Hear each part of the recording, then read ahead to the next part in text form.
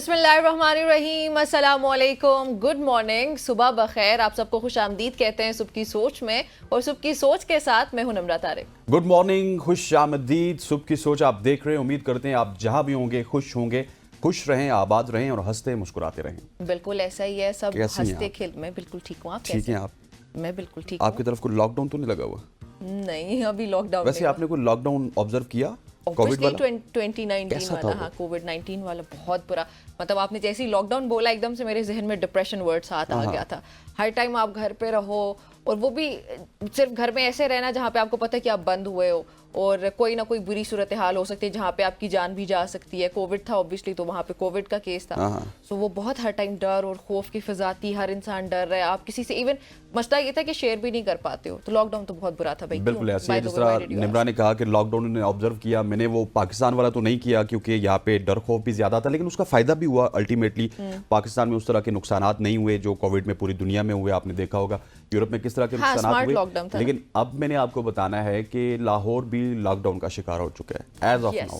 Smoke کی وجہ سے لاہور کے بیشتر علاقوں کو لاک ڈاؤن کر دیا گیا. اس لاک ڈاؤن کو نام دیا گیا گرین لاک ڈاؤن کا. اور اس لاک ڈاؤن کے حوالے سے اگر بتاتا چلوں تو اس میں ڈیوس روڈ ہے، کشمیر روڈ ہے، ایمپریس روڈ ہے، ایبٹ روڈ ہے. ان تمام تر علاقوں کے ارد گرد کیونکہ اندرون لاہور کا علاقہ ہے تو ان کو لاک ڈاؤن کر دیا گیا ہے. اور اس کے مطابق ہو گئی ہے کہ جتنی بھی کمپنیز ہیں، جتنے بھی سرکاری دفاتر ہیں، ان کو یہ ایڈوائزری جاری کی گئی ہے کہ آپ کے جو 50% ملازمین ہیں وہ آفس جائیں گے اور 50% ملازمین گھر سے کام کریں گے. اب it's depends upon the companies کہ کون سے 50% نے آنا ہے، 50% نے گھر رہنا ہے، یا پھر گائے بگائے 2-3 دن ایک 50% گھر رہیں اور ایک 50% ادھر آئیں. اور یہ جو لاک ڈاؤن لگایا گیا اب امید کرتے ہیں کہ جیسا کووڈ کے لاک ڈاؤن کا ہمیں فائدہ ہوا تھا الٹیمیٹلی اس لاک ڈاؤن کا بھی ہمیں فائدہ ہوگا. اللہ کرے شاید اس طرح سے جہاں پہ ٹریفک فلو تھوڑا کم ہوگا، اس سے تھوڑی پولیوشن کم ہو سکتی ہے، ایئر پولیوشن، اس سے شاید ایئر کوالٹی انڈیکس تھوڑا بہتر ہو. شاید یہی وجہ ہے کہ گورنمنٹ کو یہ اقدام جو ہے وہ اٹھانا پڑا. بالکل ایسے. اس سے پہلے کہ آپ سٹوریز کی جانب جائیں، کیونکہ مجھے پتا ہے کہ آپ کی سٹوری بالکل ریڈی ہے، شارٹ سٹوریز بالکل ریڈی ہیں، آپ نے بتانی ہے. ارشد ندیم کا نام تو آپ نے سنا ہوگا. ارشد ندیم کا نام بہت کون نہیں جانتا پاکستان میں ارشد ندیم. بہت سن لیا. پچھلے 6 مہینے میں ارشد ندیم سپر سٹار. ارشد ندیم کے اوپر انعامات کی بارش ہوئی تھی. کوئی اسٹیمیٹ یہ لگایا گیا تھا، کیا بہت کچھ بہت بارشیں ہوئی تھی. ایسٹیمیٹ یہ لگایا گیا تھا کہ 50-60 کروڑ روپے کے انعامات ارشد ندیم کو دیے گئے. لیکن انفارچونیٹلی اب خبریں یہ آ رہی ہیں ڈفرینٹ میڈیا آؤٹلیٹس کی جانب سے بھی، اور ارشد ندیم بھی اس کو کہیں نہ کہیں پہ ہمیں کنفرم کرتے ہوئے نظر آ رہا ہے کہ بہت سارے انعامات ایسے ہیں جن کو ابھی تک وہ منتظر ہیں، ان کو انعامات نہیں ملے. سو ارشد ندیم کے ساتھ جتنے بھی انعامات کے اعلان کیے گئے تھے وہ ابھی تک ان کو ریسیو نہیں ہوئے. جو ان کی نیٹ ورتھ کی بات کی جا رہی تھی 55 کروڑ پہنچ گئی، 60 کروڑ پہنچ گئی. اب میرا خیال ہے ان سے واپس رابطہ کرنا چاہیے، ان سے پوچھنا چاہیے آپ کو کون سا انعام ملا، کون سا نہیں ملا، اور پھر نیٹ ورتھ بتائیں کہ آپ کی ہے کتنی. لیکن دیٹ از ویری انفارچونیٹ. نمرہ پاکستان ہے بھائی، یہاں پہ اب دیکھیں کہ ایک سپر سٹار ہے ہمارا، نیشنل ہیرو ہے، جیسے پاکستان کا نام ایک بڑی لیول پہ جا کے بین الاقوامی سطح پہ روشن کیا. تو ہونا تو نہیں چاہیے ویسے اس طرح. اگر اس بات میں صداقت ہے تو یہ بہرحال وہ خود ہی کنفرم کر سکتے ہیں. بالکل ایسے ہی ان کو بلانا چاہیے شو پہ. لیکن اب اگر آپ فلور از یورز. ہاں، فلور از مائن. چلیں آپ پھر شارٹ سٹوریز شیئر کرتے ہیں. سب سے پہلے جی، آپ پاکستانی 132 ممالک میں ہستین پاکستان کے انٹرنیشنل ڈرائیونگ لائسنس کے ساتھ گاڑی چلا سکتے ہیں. پاکستانی ڈرائیورز اب ایک نئے جو جاری کردہ انٹرنیشنل ڈرائیونگ لائسنس ہے اس کے ساتھ 132 کا یہ نمبر ہے. 132 ممالک ایسے جس میں قانونی طور پر ہمارے پاکستانی بہن بھائی گاڑی چلا سکتے ہیں سمیت ہمارے. اور ممالک کی جو فہرست ہے اس میں اگر مشہور کچھ کنٹریز ہیں ان کا اگر میں نام لوں، اس میں یونائٹڈ اسٹیٹس ہے، یونائٹڈ کنگڈم ہے، کینیڈا ہے، آسٹریلیا ہے، اور بہت سے دیگر اسی طرح سے مشہور زمانہ ممالک شامل ہیں. اور درخواست دینے کے لیے ڈرائیور جو ہوگا اس کو اپنے پاسپورٹ کی تصدیق کرانی ہوگی. سب سے پہلے تصدیق شدہ ایک کاپی کرائے گا وہ، پھر اس کے بعد پاسپورٹ کے سائز کی 2 تصاویر چاہیے ہوں گی، اور اپنے درست CNI سے، پلیز جو میں نے ورڈ بولا ہے درست، میک شیور کہ آپ درست CNI دیں، اور اس کی 3 فوٹو کاپیز چاہیے ہوں گی. اور جو آپ کا نیشنل ڈرائیونگ لائسنس ہے نا، اس کی بھی ایک فوٹو کاپی آپ جمع کرائیں گے. And this is how you are going to rock the world. جیسا نمرہ نے ایکسپلین کیا، مجھے لگ رہا تھا کہ کوئی ٹریفک پولیس آفیسر آپ کو بتا رہے کہ CNIC پہ لے جائیے، میری ذمہ داری تھی بڑے احسن انداز سے سر. فوٹو کاپیز بھی لے جائیے اپنی CNIC کی، اس کے بعد فوٹوز بھی لے جائیے. اور دوسرا نمرہ یہ بڑی اچھی خبر ہے، ہم نے اس سے پہلے دیکھا ہے کہ دبئی میں یا پھر ابو دھابی میں جب بھی کوئی برٹش نیشنل آتے تھے تو وہ اپنا لائسنس دیتے تھے، وہ کنورٹ ہو جاتا تھا. لیکن انفارچونیٹلی پاکستانیوں کو وہاں پہ 4-5 हज़ार दिरहम या इससे भी ज़ायद रकम लगानी पड़ती थी, उसके बाद उनको लाइसेंस मिलता था। लेकिन 132 ममालिक में अब आपका ये लाइसेंस चल सकता है और that is very good news.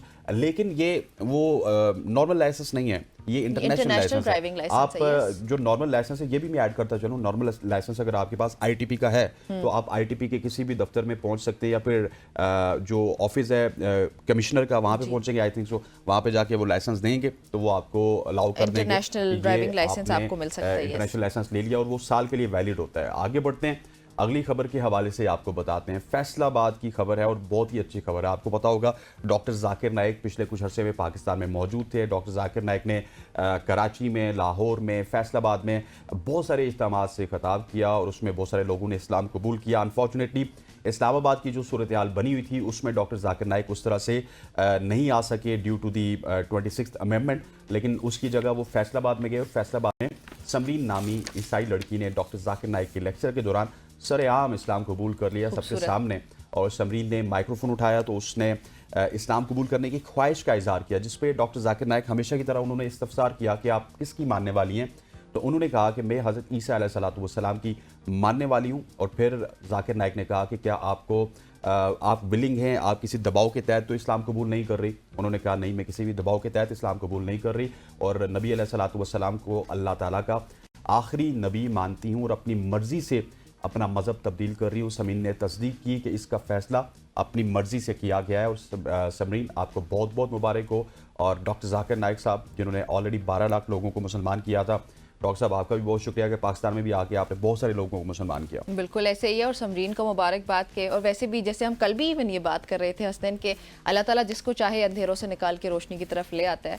I hope so कि उनका ये इस्लाम का सफ़र, ये जर्नी बहुत खूबसूरत रहेगी। आमीन। अच्छा, आगे बढ़ते हैं। टिकटॉक यूज़ किया आपने कभी? हाँ। और एबीएन न्यूज़ बहुत मशहूर है जी टिकटॉक पे। टिकटॉक पे हमारी वीडियोस भी बड़ी वायरल जाती हैं और बहुत से लोग बहुत वायरल भी होते हैं टिकटॉक पे। लेकिन टिकटॉक के जो बानी है चीन के, वो अमीर तरीन शख्स बन गए हैं। होना भी तो खबर ये, हाँ बनता है भाई। आप देखें कितने ज्यादा यूजर्स, बड़ों को देखें, बुजुर्गों को देखें, खवातीन को देखें, everybody is on TikTok. Yes, TikTok की जी सरप्लस जो कंपनी है, इनके जो बानी हैं यांग यामिंग, आई थिंक सो कि मैंने ठीक नाम लिया होगा इनका, सही नाम लिया चाइनीज है ना? I know. तो वो खैर ये जो चीन के अमीर तरीन शख्स बन चुके हैं इस वक्त, जिनकी दौलत 49.3 अरब डॉलर है। 41 साला ये जो शख्सियत है, इन्होंने 2021 में कंपनी की सरबराही से इस्तीफ़ा दिया था। वो जो है उसके अलावा फिर पहली बार अभी जो रिच लिस्ट शाया हुई है उसके बाद 26 सालों में चीन के ये पहली बार अमीर तरीन शख्स बनने वाले 18वीं शहरी बन चुके हैं। उन्होंने पानी की कंपनी जो है उसके मालिक शान को भी पीछे छोड़ दिया, तो दूसरे नंबर पर आए और उनकी दौलत जो है 24% से गिर कर 47 अरब 90 करोड़ डॉलर रह चुकी है। वाह, हमने पहले देखा था मार्क जुकरबर्ग की बात की जाए, एलन मस्क की बात की जाए, तो वो अमीर हो रहे थे, लेकिन अब टिकटॉक वालों ने चाइना में सबको पीछे छोड़ दिया। और जिस तेजी से और जिस तेज रफ्तारी से टिकटॉक लोग यूज कर रहे हैं, मेरा ख्याल है कि ये पूरी दुनिया में भी अपना शख्सियत में भी शामिल होंगे। बिल्कुल ऐसे ही। आगे बढ़ते हैं, अगली खबर के हवाले से आपको बताते हैं, बल्कि आपको क्या बताते हैं निमरा से पूछता हूँ। निमरा, चूहा आप देखती रहती होंगी, कहीं ना कहीं आपको मिलता होगा स्टोर्स में। खासतौर पे इस्लामाबाद वाले अगर पिंडी चले जाए लाजमी आपको चूहा दिखाई देता है। नहीं, बाजुकात आपको अपने घर के स्टोर में भी नजर आता है, बाजुकात किचन में भी नजर आता है। और चूहे के साथ जो मेमोरीज हैं वो क्या है वैसे आपकी? क्या करता है चूहा? बचपन की कोई है, अगर घर पे चूहा कहीं नजर आ जाता है तो बेड के ऊपर चढ़ के नाचना शुरू कर देना, शोर डाल देना, मामा आपका चूहा बड़ा अच्छा है, बड़ा वो क्या कहते हो, रोमांटिक चूहा है। वैसे चूहे करते ही हैं वैसे चूहे करते ही हैं कि वो आपके कपड़ों को काट देते हैं, आपकी चीजें खराब कर देते हैं। ऐसी कोई हरकत नहीं हुई मेरे साथ। शूज अगर आपके कपड़ों वाले तो उनको भी वो खा देते हैं। और अक्सर लोग घरों में इस वजह से बहुत ज़्यादा परेशान होते हैं और चूहों के लिए वो डिफरेंट तरकीब भी करते हैं, कुछ ना कुछ आलात रख लेते हैं जिसमें चूहे आते हैं, वो फंस जाते हैं। लेकिन अभी मैं आपको बता रहा हूँ कि चूहे ने अब रुख किया है ATM मशीन का। ATM मशीन में वो गया और ATM मशीन को सबसे पहले तो उसने खराब किया और वहां पे जाके गेस व्हाट, कितने डॉलर उसने खाए होंगे? काफी से, अब जाहिर है 20,000 डॉलर चूहे ने खा लिए। और इसका इंकशाफ तब हुआ जब ATM मशीन से 20,000 डॉलर गायब हुए। उन्होंने खोला, उस ATM मशीन के अंदर थे चूहा बादशाह, लेकिन वो 20,000 जो नोट हैं वो खा के मर गए। क्या डॉलर उनको भी हजम अब मैं नहीं क्या हुआ। कहूँ चूहे को, इसको किसी ने कुछ सिखाया नहीं था कि ऐसे नहीं करते। कितनी बुरी बात है, कितनी देखिए। बुरी बात है। कितना ज्यादा नुकसान कर दिया चूहा आपने। ख्याल करना चाहिए था आपको भाई, मतलब $20,000 खाने ही थे इधर, तो हमें बताते कुछ और खिला देते आपको। बस चले, खैर हसनैन, क्या आप चाहते हैं कि बारिश हो रही हो और आपके हाथ में मुश्किल होता है ना छतरी को पकड़ना, तो कोई हैंड्स फ्री किस्म की छतरी आपके ऊपर मंडलाती रहे, बस छतरी हो लेकिन आपको जरा तरद्दुद ना मैं करना चलता रहा और मेरे ऊपर छतरी यस आपके साथ साथ तक जा रही है। क्या बात है यार, ऐसा ये मुमकिन तो है। ऐसे है कि जी जिन्नात हाँ। ने छतरी पकड़ी हुई है, डिफरेंस है, वो जा रही है, जिन्नात किसी ने हैं, पकड़ी भी नहीं। जिन्नात हैं, मुवक्किल हैं। जी हाँ, अब ये बात मुमकिन हो चुकी है कि बारिश के दौरान कैमरा सेंसर वाली हैंड्स फ्री छतरी बारिश में आपके ऊपर उड़ती है। बारिश के दौरान कैमरा सेंसर से लेस ये हैंड्स फ्री छतरी आपके ऊपर मंडलाती रहेगी और आपके इर्द गिर्द की तस्वीर भी खींचते हुए आपको खुश्क रखती है। ये जदीद डिज़ाइन की मुनफरद किस्म की जो छतरी है, आपके लिए टेक्नोलॉजी के साथ सहूलत भी एक साथ ही है। आप बारिश हो रही है, आपको तरद्दुद भी नहीं करना पड़ रहा है, and also you are getting very cool pictures and recordings. That is very There you fascinating. go. जो पिक्चर आप देख रही है ना, इस तरह लग रहा है कि एक छतरी बस ऊपर मंडला रही है, आप जिधर जिधर जा रहे हैं उसके साथ जा रही है। लेकिन इस छतरी में एक मेरा ख्याल है कि अभी इसकी टेक्नोलॉजी में इंप्रूवमेंट की जरूरत है कि वो भी कर साथ लेंगे साथ भाई जिन्होंने घूम बना- फिर रही है, वो उस तरह से स्टेबल नहीं है जिस तरह से आपकी छतरी स्टेबल होती है। लेकिन क्वाइट अमेजिंग है। देखिए ना, वो जब छतरी के साथ साइकिल पे बैठे हुए हैं या फिर वो चल रहे हैं, तो सारे लोग देख रहे हैं यार कि है क्या, क्योंकि नई टेक्नोलॉजी आई है ना, तो सारे सही बात सोच है। रहे हैं कि कोई करिश्मा है, कोई वो जादू बैठे हैं है रेस्टोरेंट पे कोई और वो जिन्नात आराम से ऊपर हैं, है। कोई जिन्नात हैं, कोई करिश्मा है, कोई जादू है कि जो ये छतरी इनके ऊपर मंडला रही है। लेकिन इट्स नथिंग। शायद गोरे जिन्नात पे यकीन ना रखते हो। एग्जैक्टली हो जैसा नहीं, वो रखते हैं, वो हमसे ज्यादा रखते हैं। हाँ, गोरे वैसे हमसे horror ज्यादा films भी रखते तो बन रही हैं। होती हॉरर हैं, फिल्म्स आपने correct देखी है। होंगी, जिस तरह आपने किसी ज़माने में देखा होगा कि हैंड फ्रीज होते थे, तो वो तारे लटक रही होती थी। अब हैंड फ्रीज हैं कि आपने बस लगाए हुए और आप जा रहे हैं, और मोबाइल आपका बहुत दूर भी है तो आप सुन सकते हैं, कॉल भी सुन Yes, सकते हैं, yes. सॉन्ग्स भी सुन सकते हैं। बेशक। तो अब इस तरह की टेक्नोलॉजी आपको छतरी में भी नजर आएगी। और छतरी is a very important part in western world, क्योंकि हाँ, वहाँ वहाँ पे पे तो लाजमी weather कैरी करते हैं। 8-9 महीने तक सर्द गर्म ही रहता है। मतलब इस तरह होता है, कभी बारिश हो जाती है, कभी स्नो हो जाती है, तो इस वजह से ये तमाम तर चीज़ें कर रहे हैं। और that is a very good story from you. और मैं उम्मीद करता हूँ कि हमें जल्दी ये छतरी मिलेगी जो कि हम इन सर्दियों में यूज़ कर सकते हैं। प्लीज खरीद लें। जी। आप मुझे भी एक ले दीजिएगा। बिल्कुल ऐसे ही। आगे you. बढ़ते हैं। So kind of मेरे पास एक अफसोसनाक खबर है। अफसोसनाक खबर हमारे साथ जब भी होती है, वो भारत से आ रही होती है, अनफॉर्चुनेटली, मुझे या तो लग वो रहा है। गजा से आती है या वो भारत से आती है। या। बिल्कुल ठीक आप कह रहे हैं। भारत से खबर ये है कि उत्तराखंड जिला की क्वांटम यूनिवर्सिटी में कशीदगी फैल गई। कशीदगी क्यों फैली है? वो इस वजह से फैली है कि एक खातून मुस्लिम तलबा थी जो कि नमाज पढ़ रही थी और उसकी किसी ने छुप के वीडियो बनाई। एक तो वो नमाज पढ़ रही थी, ऊपर से छुप के वीडियो बनाई गई। और छुप के वीडियो इसी वजह से बनाई गई कि केओस क्रिएट किया जाए, जी। एहतजाज करवाया जाए और नारेबाजी की जाए। और उसके बाद हुआ ये कि वो वीडियो जब फेसबुक पे और डिफरेंट प्लेटफॉर्म्स पे लगी, वो वीडियो वायरल हुई। वो वीडियो वायरल होने के बाद उत्तराखंड की जो यूनिवर्सिटी की मज़ाफ़ात हैं, वहाँ पे एक एहतजाज ने जन्म लिया। और फिर एहतजाज बढ़ता बढ़ता यूनिवर्सिटी कैंपस के अंदर पहुंचा। वहाँ पे उन्होंने एहतजाज किया और फिर जो मुस्लिम कम्युनिटी थी और हिंदू कम्युनिटी थी, हमें एक दूसरे के सामने नजर आई। और फिर हुआ ये कि उन्होंने नारेबाजी भी की, जय श्री राम के नारेबाजी की गई। और हिंदू तलबा तंजीम ने नमाज अदा करने की वीडियो ऑनलाइन सबसे पहले उन्होंने लगाई थी। उसके बाद एहतजाज भी उन्होंने रिकॉर्ड किया। ये हम बात कर रहे हैं दुनिया की सबसे बड़ी डेमोक्रेसी का। बिल्कुल ऐसे ही है, दुनिया की सबसे बड़ी डेमोक्रेसी है और सबसे बड़ी सेक्युलर स्टेट होने भी करते हैं और प्रचार करते रहते हैं हर वक्त। लेकिन वहाँ पे ये जो हिंदुत्व एक्सट्रीमिज़म है, ये हमेशा ही सामने आता है और इस तरह के वाक़यात रिपोर्ट हो रहे होते हैं। बहरहाल मुझे लगता है कि यहाँ पे मुसलमान ममालिक का किरदार बहुत वाज़े होना चाहिए। हिंदुस्तान को एक क्लियर मैसेज जाना चाहिए तमाम तर ममालिक की तरफ से, ताकि कोई भी वहाँ पे इस तरह से इतनी उसको फ्रीडम ना हो कि वो किसी भी दूसरे मुसलमान को या किसी भी रिलीजन के लोगों को इस तरह अटैक कर सके। यहाँ पे हम शामिल करने लगे हैं जी एक ब्रेक। ये थी हमारी आज की short stories. I was going to से शॉप स्टोरीज, शॉर्ट स्टोरीज थी जी। वापस आते हैं पाकिस्तान की पॉलिटिक्स पे और मईशत पे कुछ बात करते हैं। So stay with us.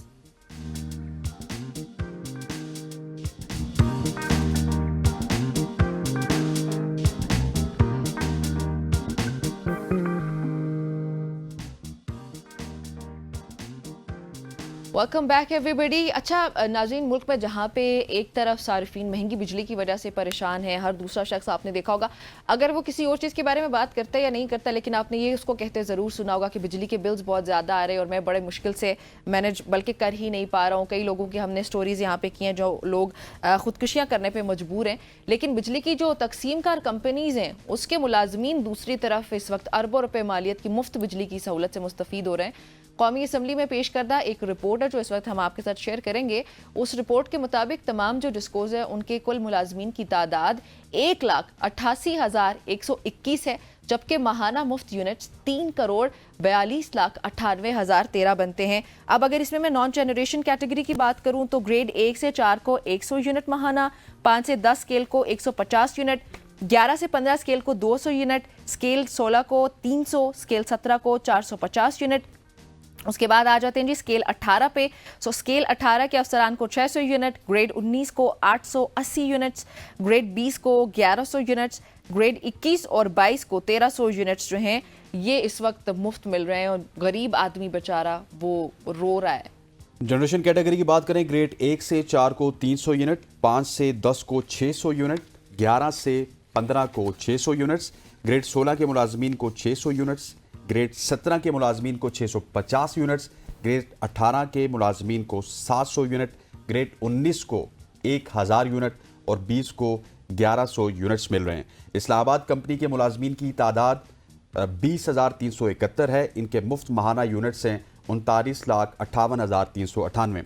Lahore electric supply company के मुलाजमीन की तादाद 35,852 है, जबकि माहाना इनकी यूनिट्स यूज़ होती हैं 65,94,070।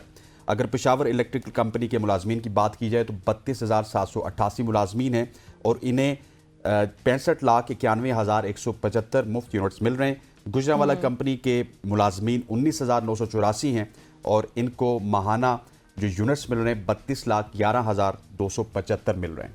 और फैसलाबाद कंपनी के हसनैन 28,506 मुलाजमीन हैं जिनके मुफ्त यूनिट्स। मुल्तान कंपनी के मुलाजमीन की तादाद 26,386 है और उन्हें आप कह सकते हैं कि 41,18,540 यूनिट्स माहाना की मुफ्त सहूलत हासिल है। उसके अलावा अगर अब सखर कंपनी की बात करें तो इनके मुलाजमीन की तादाद है जी 8,313, जबकि 14,91,483 यूनिट्स माहाना मुफ्त ये लोग हासिल कर रहे हैं। हैदराबाद कंपनी की बात करें तो इनके 10,340 मुलाजमीन हैं और इन्हें 24,32,990 यूनिट्स माहाना मुफ्त हासिल हैं। ये जी नंबर्स थे जो हमने आपके साथ शेयर ये हालात हैं इस मुल्क के कि जहाँ पे अलार्मिंग नंबर हैं, करोड़ों की तादाद में यूनिट्स फ्री मिल रही हैं मुलाजमीन को और कोई पूछ परतीप नहीं है और हर ग्रेड वाले को वो भी नहीं है। और ये वो लोग हैं जो बिल्स वापस अफोर्ड भी कर सकते हैं, जिनकी तनख्वाहें इतनी ज्यादा हैं, दीगर मराहत इतनी ज्यादा हैं, और दूसरे हाथ पे गरीब आदमी जिसके पास ना ही नौकरी अगर है तो उसकी सैलरी बड़ी कम है और उस पर लाखों का बोझ लाद दिया जाता है। तो ये क्या है, ये लोग क्यों इतने मराहत हासिल कर रहे हैं यहाँ पे इस तरीके से, इस पर बात करते हैं। इसी हवाले से हमारे साथ शायद अजमल साहब स्टूडियो में मौजूद हैं। शायद साहब आपको खुशामदीद कहते हैं, thank you so much for joining us. और स्काइप पे हमारे साथ मौजूद हैं खाकान नजीब साहब, डॉक्टर खाकान नजीब साहब से आपकी मुलाकात होती रहती है, माहिर मईशत भी हैं। इससे पहले कि मैं खाकान नजीब साहब की तरफ चलूँ, शायद साहब आपने ये इन्फॉर्मेशन हमारे साथ शेयर की कल, ये बड़े ऐसे इंकशाफात हैं कि जो आम आदमी सुनता है तो वो दंग रह जाता है कि क्या हो रहा है। देखें, इसमें यह है कि हुकूमत एक तरफ तो ये कह रही है IMF के साथ हम उनसे कर्ज ले रहे हैं और IMF को ये वादे दिला रहे हैं कि हम अपने अखराजात को कम कर रहे हैं, हम सब्सिडीज़ को ख़त्म कर रहे हैं। तो ये जो यूनिट्स आपने अभी बताए हैं ये अरबों रुपए इसकी कीमत बनती है माहाना। तो ये जो कीमत है ये भी एक सब्सिडी की शक्ल है जिसको हुकूमत जो है वो डिस्कोज़ के मुलाजमीन को और जिनकोज़ के जो जनरेशन की कंपनियां हैं उनके मुलाजमीन को दे रही है। और ये आज से नहीं है, ये कई सालों से जारी है और इसके ऊपर बारहा बात हो चुकी है, बारहा लोगों ने इसके ऊपर डिस्कस किया है। लेकिन इसको ख़त्म करना, अगर आप कहते हैं कि हम सब्सिडीज़ ख़त्म कर रहे हैं तो अगर आम पब्लिक के लिए ख़त्म कर रहे हैं तो ये डिस्कोज़ के जो मुलाजमीन हैं, जो वापडा के या जो जनरेशन कंपनियों के मुलाजमीन हैं, उसको भी ख़त्म करना चाहिए ताकि हम ये बता सकें कि हम ये जो है सब्सिडीज़ को वाकई ख़त्म कर रहे हैं। बज़ाहिर ये लगता है कि हुकूमत इस तरह के ऐलानात सिर्फ करती है कि सब्सिडीज़ ख़त्म हो रही है, लेकिन सब्सिडीज़ ख़त्म नहीं हो रही। हम कर्ज अदा करने के लिए कर्ज लिए चले जा रहे हैं, 1 अरब डॉलर हमने वापस करना है, تو $1 ارب کا ہم قرض مزید لے لیتے ہیں اور اس کے اوپر جو انٹرسٹ ہے وہ ہم نے الگ سے پے کرنا ہوتا ہے. تو اب عوام کے بوجھ کے اوپر عوام قرضوں کے بوجھ تلے دب رہی ہے, اور دوسری طرف ہم جو ہیں یہ ڈسکوز کے ملازمین کو مفت بجلی دے رہے ہیں. عوام آپ دیکھیں کہ خودکشیاں لوگوں نے کی بجلی کے بل دینے کے لیے, لوگوں نے اپنے زیورات بیچے ہیں, اپنے اہم اثاثے بیچے ہیں اور اپنے جائیدادیں بیچی ہیں کہ ہم بجلی کا بل ادا کر دیں. اور لوگوں کا سب سے بڑا مسئلہ مہینے کے بجلی کا بل آنے کے بعد تنخواہ میں سے یہ ہوتا ہے کہ ہم بجلی کا بل ادا کر دیں. اور آپ نے ابھی دیکھا ہوگا کہ کل انہوں نے جو 1 اکتوبر سے جو لاگو ہو گئی ہیں بجلی کی ادائیگی کی جو طریقہ کار ہے اس میں تبدیلی کی گئی ہے, اور اس میں یہ کیا گیا ہے کہ جو صارف ہے سال میں صرف ایک دفعہ اپنے بل کی قسط کرا پائے گا, اس کے علاوہ بل کی قسط نہیں کرا پائے گا. تو یہ دیکھیں پہلے یہ ہوتا تھا کہ چلو اگر زیادہ بل آ گیا تو وہ قسط کرا لیتا تھا, پھر اس کے اوپر یہ ہے کہ اگر وہ قسط کرانے کے بعد بل نہیں دے سکے گا تو اس کے اوپر 14% اس کو جو ہے آپ نے پینلٹی ڈال دی ہے. تو آپ ایک طرف صارفین کے ساتھ یہ کرنے جا رہے ہیں, دوسری طرف وہی لوگ یہ تمام یہ جو ملازمین ہیں ڈسکوز کے, یہ بجلی چوری میں ملوث ہیں, یہ کرپشن میں ملوث ہیں, یہ تمام معاملات میں ملوث ہیں, اور ان کی تنخواہیں بھی بڑی جو ہیں بہترین تنخواہیں ہوتی ہیں, اس کے باوجود آپ ان کو جو ہیں یہ سبسڈی دینے جا رہے ہیں. بالکل ایسی. اچھا خاقان صاحب آپ کی طرف آؤں گی کہ بتائیے گا جو ہم لوگ یہ خبر اس وقت ڈسکس کر رہے ہیں, بجلی کی تقسیم کار کمپنیز کے جو ملازمین ہیں ان کے لیے دیگر مرات بھی اتنی زیادہ, اور پھر بجلی کی اربوں روپے مالیت کی مفت بجلی کی سہولت سے یہ مستفید بھی ہو رہے ہیں.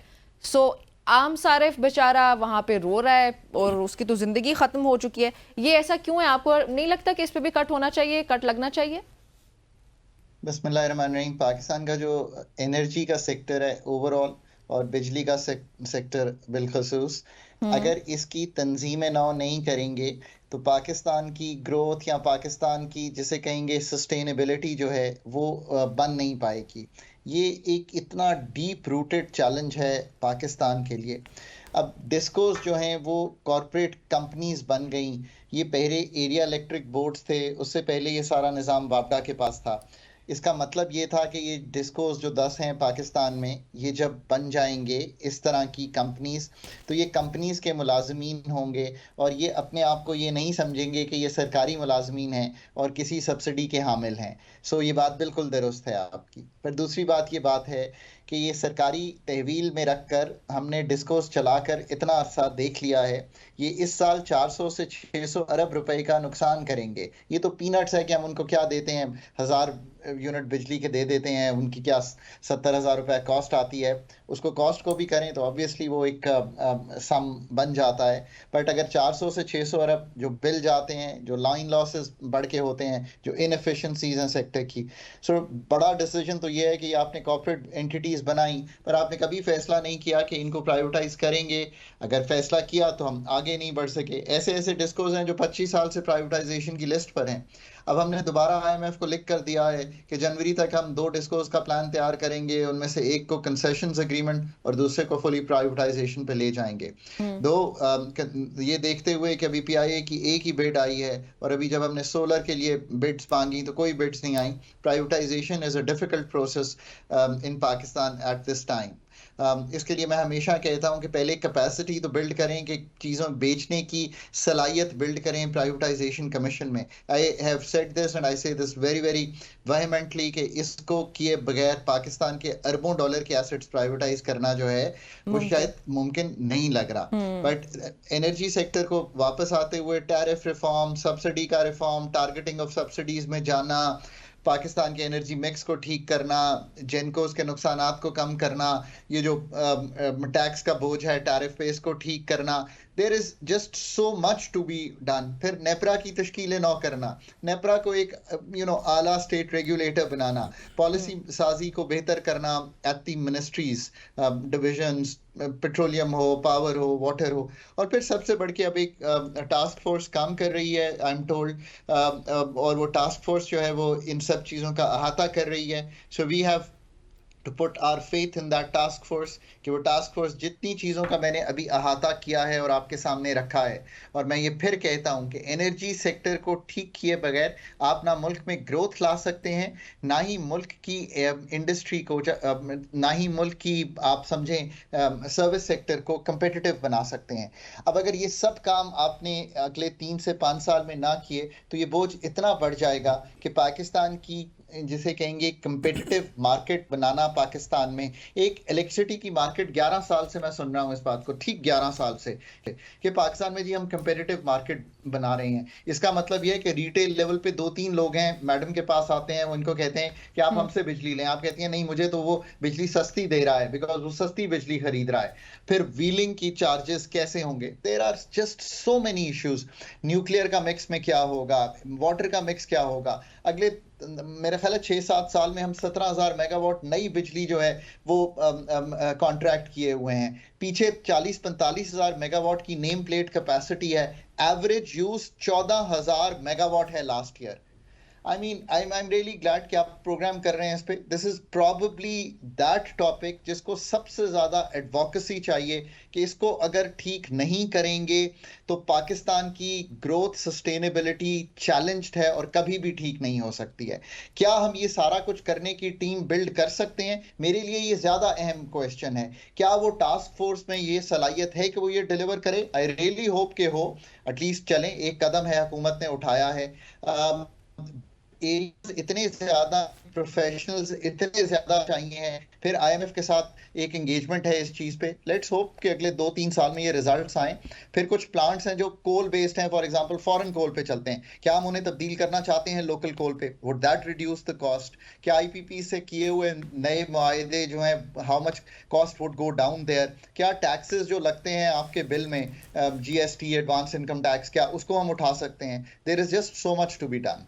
अच्छा डॉक्टर साहब, आपसे जब भी बात होती है आप बड़ी प्रैक्टिकल बात करते हैं। एक तो मुझे ये बताइएगा कि आप भी गवर्नमेंट्स में रहे हैं, इस तमाम तर सिस्टम को आपने हेड किया, उस ज़माने में क्या इस तरह की कोई सजेशन आपने दी थी बिजली के हवाले से, बिजली की कंपनियों के हवाले से, कि ये कट ऑफ किया जाए, और अगर लेट्स सपोज हम प्राइवेटाइजेशन की तरफ नहीं जाते, कंपेटिटिव मार्केट नहीं बनती, उसके बावजूद भी ये जो मुलाजमीन इतनी ज़्यादा बिजली यूज़ कर रहे हैं, इनको कट ऑफ किया जा सकता है? देखिए, मैंने ये जब 2008-9 में जब मैंने गवर्नमेंट ज्वाइन की तो हमने एक कैबिनेट कमेटी ऑन रीस्ट्रक्चरिंग बनाई, और हमने तब ये कहा कि इन कंपनीज को इंडिपेंडेंट करें, इनके बोर्ड्स बनाएं और उनको एक पॉलिसी साजी करके एक फ्रेमवर्क दें कि उन्होंने ये सारे काम करने हैं जो आप जिन कामों का जिक्र कर रहे हैं। बट इतनी हमेशा मैंने देखा है कि बोर्ड्स में कभी भी वो लोग जो जिनको आना चाहिए वो आना नहीं चाहते, ठीक, काम नहीं करना चाहते, और जो लोग नहीं आने चाहिए वो आ जाते हैं। ये बिल्कुल I am very very clear. फिर वो आ भी जाते हैं तो वो उस रिस्पॉन्सिबिलिटी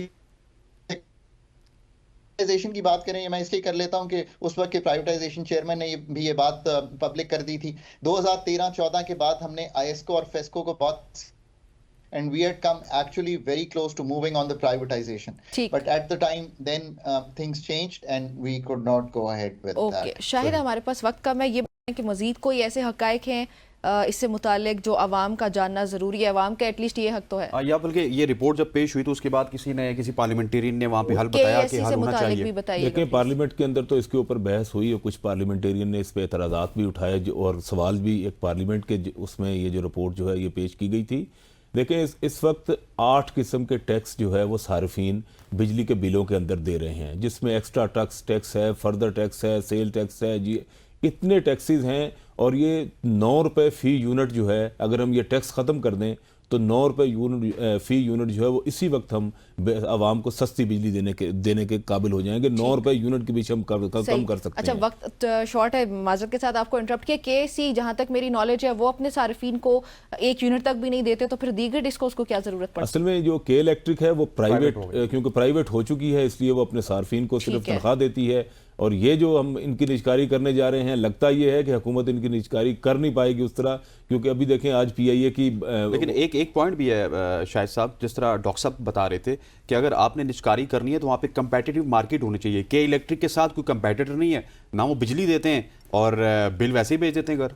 उसके लिए ये मुसाबकती मार्केट की जो बात हो रही है, इसके लिए हुकूमत अभी ये जो कमेटी बनी हुई है इसके ऊपर, उसमें कुछ जो है आर्मी के लोग भी उसमें शामिल हैं और मिलकर वो इस पर काम कर रहे हैं।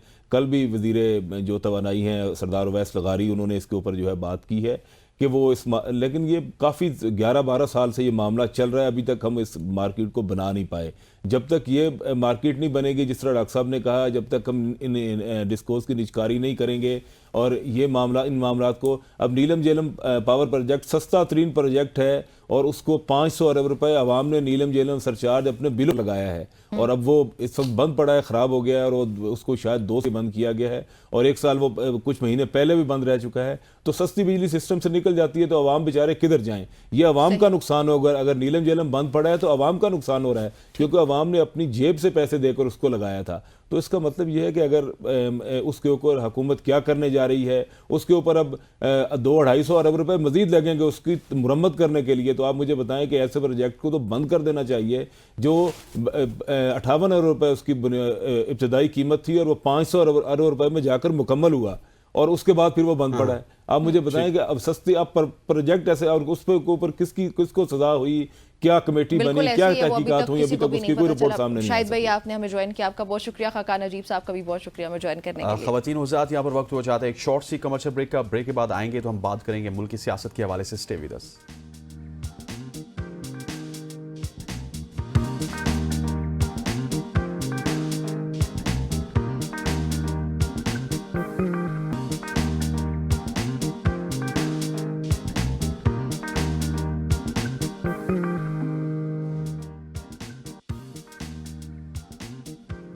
Welcome back everybody. Pakistani سیاست میں جہاں پہ دیگر تمام تر معاملات ہیں وہاں پہ ایک افسوسناک واقعہ اس کو سب کنڈیم کرتے ہیں, وہ یہ کہ سابق چیف جسٹس پاکستان قاضی فائز عیسیٰ صاحب کی گاڑی پر حملہ ہوا جس کی محسن نقوی صاحب وزیر داخلہ نے شدید الفاظ میں مذمت کی ہے اور انہوں نے کہا ہے کہ پاکستانی ہائی کمیشن کے حکام کو کہ آپ فوری طور پہ تحقیقات کا ان کی طرف سے حکم دیا گیا. وزیر داخلہ محسن نقوی نے ان کا جو بیان اس میں یہ بھی کہا کہ لندن میں سابق چیف جسٹس قاضی فائز عیسیٰ اور پاکستانی ہائی کمیشن کی گاڑی پر حملہ قابل مذمت ہے. اس پہ جمعیت علماء اسلام فے کے سربراہ مولانا فضل الرحمان نے کہا کہ پارلیمنٹ کی خود مختاری, یہ دوسرا ٹاپک ہے کہ انہوں نے یہ کہا کہ پارلیمنٹ کی خود مختاری سے کبھی انکار نہیں کرتے ہم لوگ. پاکستان میں آئین کی بنیاد اسلام ہے اور ملک میں جو ڈیموکریسی ہے اس کا مقصد یہی ہے کہ عوام کی مرضی کے خلاف زبردستی ان پر کوئی بھی قوانین, کوئی بھی آئین کی شکل جو ہے وہ مسلط نہیں ہو اور حکمرانی جو ہے وہ صرف عوام کے پاس ہے, ان کے منتخب کردہ جو لوگ ہیں ان کی ہونی چاہیے, یہ ان کا کہنا ہے. بالکل ایسی ہے. اور اسی حوالے سے بات کرنے کے لیے آج کے اس پروگرام میں ہمارے ساتھ موجود ہیں سینئر تجزیہ نگار امتیاز گل صاحب. سب سے پہلے سر آپ کو خوش آمدید کہتے ہیں, گڈ مارننگ. سوال پہلا یہی ہے, جس طرح نمرہ نے بتایا کہ قاضی فائز عیسیٰ صاحب اس وقت لندن میں موجود ہیں لیکن ان کی گاڑی کے ساتھ کیا کہتے ہوتے ہیں کہ تحریک انصاف کے ہمیں کارکنان نظر آ رہے ہیں پیچھے بھاگتے ہوئے. اس کی کہیں نہ کہیں پہ مذمت بھی کی جا رہی ہے پاکستان میں. اس واقعے کو کس طرح سے دیکھتے ہیں؟ دیکھیے, احتجاج کرنا کوئی بری بات نہیں ہے لیکن ہلڑ بازی, کسی کو گالیاں دینا, غلط نازیبہ قسم کے الفاظ استعمال کرنا وہ بالکل نامناسب ہے, یہ نہیں ہونا چاہیے. آپ بالکل بڑے منظم انداز میں بھی یہ احتجاج ہو سکتا ہے. جس انداز میں ہوا ہے بعض اوقات اس میں پھر لوگ بہت بدتمیزی بھی کرتے ہیں. میرا خیال ہے وہ قابل مذمت بات ہے, اس طرح نہیں ہونا چاہیے کیونکہ اس میں آپ کا اپنا کوئی بھلا نہیں ہو رہا ہے بلکہ جس معاشرے میں یہ کام ہو رہا ہے وہاں پہ چونکہ یہ روایت اس انداز کی نہیں ہے, لہٰذا خود بدنامی اسی پارٹی کی ہوتی ہے جس پارٹی سے ان کارکنوں کا تعلق ہوتا ہے. صحیح. اچھا سر یہ بتائیے گا کہ سلمان اکرم راجہ تو یہ کہہ رہے ہیں کہ اگر ججز کی تعداد بڑھا کے 23 کی جگہ 24 پہ کر دی جائے تو ہمیں اس پہ تو کوئی اعتراض نہیں ہے, ہم تو 26ویں آئینی ترمیم کو چیلنج کرنے کے لیے جا رہے ہیں. آپ کو کیا لگتا ہے کہ یہ ٹھیک فیصلہ ہے تحریک انصاف کا؟ کیونکہ یہ بھی تو ہو سکتا ہے کہ حکومت اپنی مرضی کے ججز اپوائنٹ کر رہی ہے, یہ کہہ رہا ہے متعدد حلقوں کا, اب اس کو اس طرح سے کاؤنٹر نہیں کیا جا رہا ہے اپوزیشن کی طرف سے, لیکن 26ویں آئینی ترمیم کو کاؤنٹر کرنے کی کوشش کی جا رہی ہے, حالانکہ حکومت شاید 27ویں کی باتیں بھی سامنے آ رہی ہیں. تو کامیاب ہو پائے گی تحریک انصاف اس میں؟ دیکھیے, چاہے تحریک انصاف ہے, چاہے مسلم لیگ ہے, چاہے پیپلز پارٹی ہے, چاہے یہ بڑے بڑے وکیل ہیں, اصل مسئلے کی طرف وہ نہیں آ رہے ہیں. یعنی ججوں کی تعداد بڑھانے سے اس ملک میں جو کیسز ہیں عدالتوں میں ان کی تعداد میں کمی نہیں ہوگی بلکہ اس میں مسلسل اضافہ ہوتا چلا جائے گا. 2 3 4 5 جج اضافہ کر دینے سے یہ مسئلہ حل نہیں ہونے والا. بنیادی مسئلہ ہمارا فوجداری قانون ہے, اس کے تحت جس انداز میں پولیس کے پاس بے شمار اختیارات ہیں, اس کے تحت پولیس جس انداز میں FIR درج کرتی ہے, اور پھر یہ ایک سٹے آرڈر ایک بہت ہی برا قانون ہے جس کا انتہائی ناجائز استعمال ہوتا ہے. تو معلوم نہیں، یہ بڑے بڑے وکیل ہیں، اس طرف یہ آتے نہیں کہ جو مرض ہے، اصل مرض، جی اس کا علاج کیے بغیر آپ اس کی سمٹمز کو ٹریٹ کر رہے ہیں. تو سمٹمز یا علامات جو ہیں وہ ٹریٹ کرنے سے اندر کا جو گند ہے، اصل جو کینسر ہے، وہ ختم نہیں ہوتا ہے. تو یہ تو اب وقت آ گیا ہے. پاکستان میں میں نے 1860 اور 1861 کے قوانین بنیاد ہیں ابھی بھی ہمارے نظام انصاف کی. برطانوی یہ حکمران یہ لے کے آئے تھے، لیکن ہمیں یہ بھی سوچنا چاہیے کہ برطانیہ میں ہر 10 سال کے بعد قوانین میں ان پہ نظر ثانی ہوتی ہے اور دیکھا جاتا ہے کہ 10 سال میں کیا کیا غلط قانون استعمال ہوا اور اس میں گنجائش کیا ہے بہتری کی.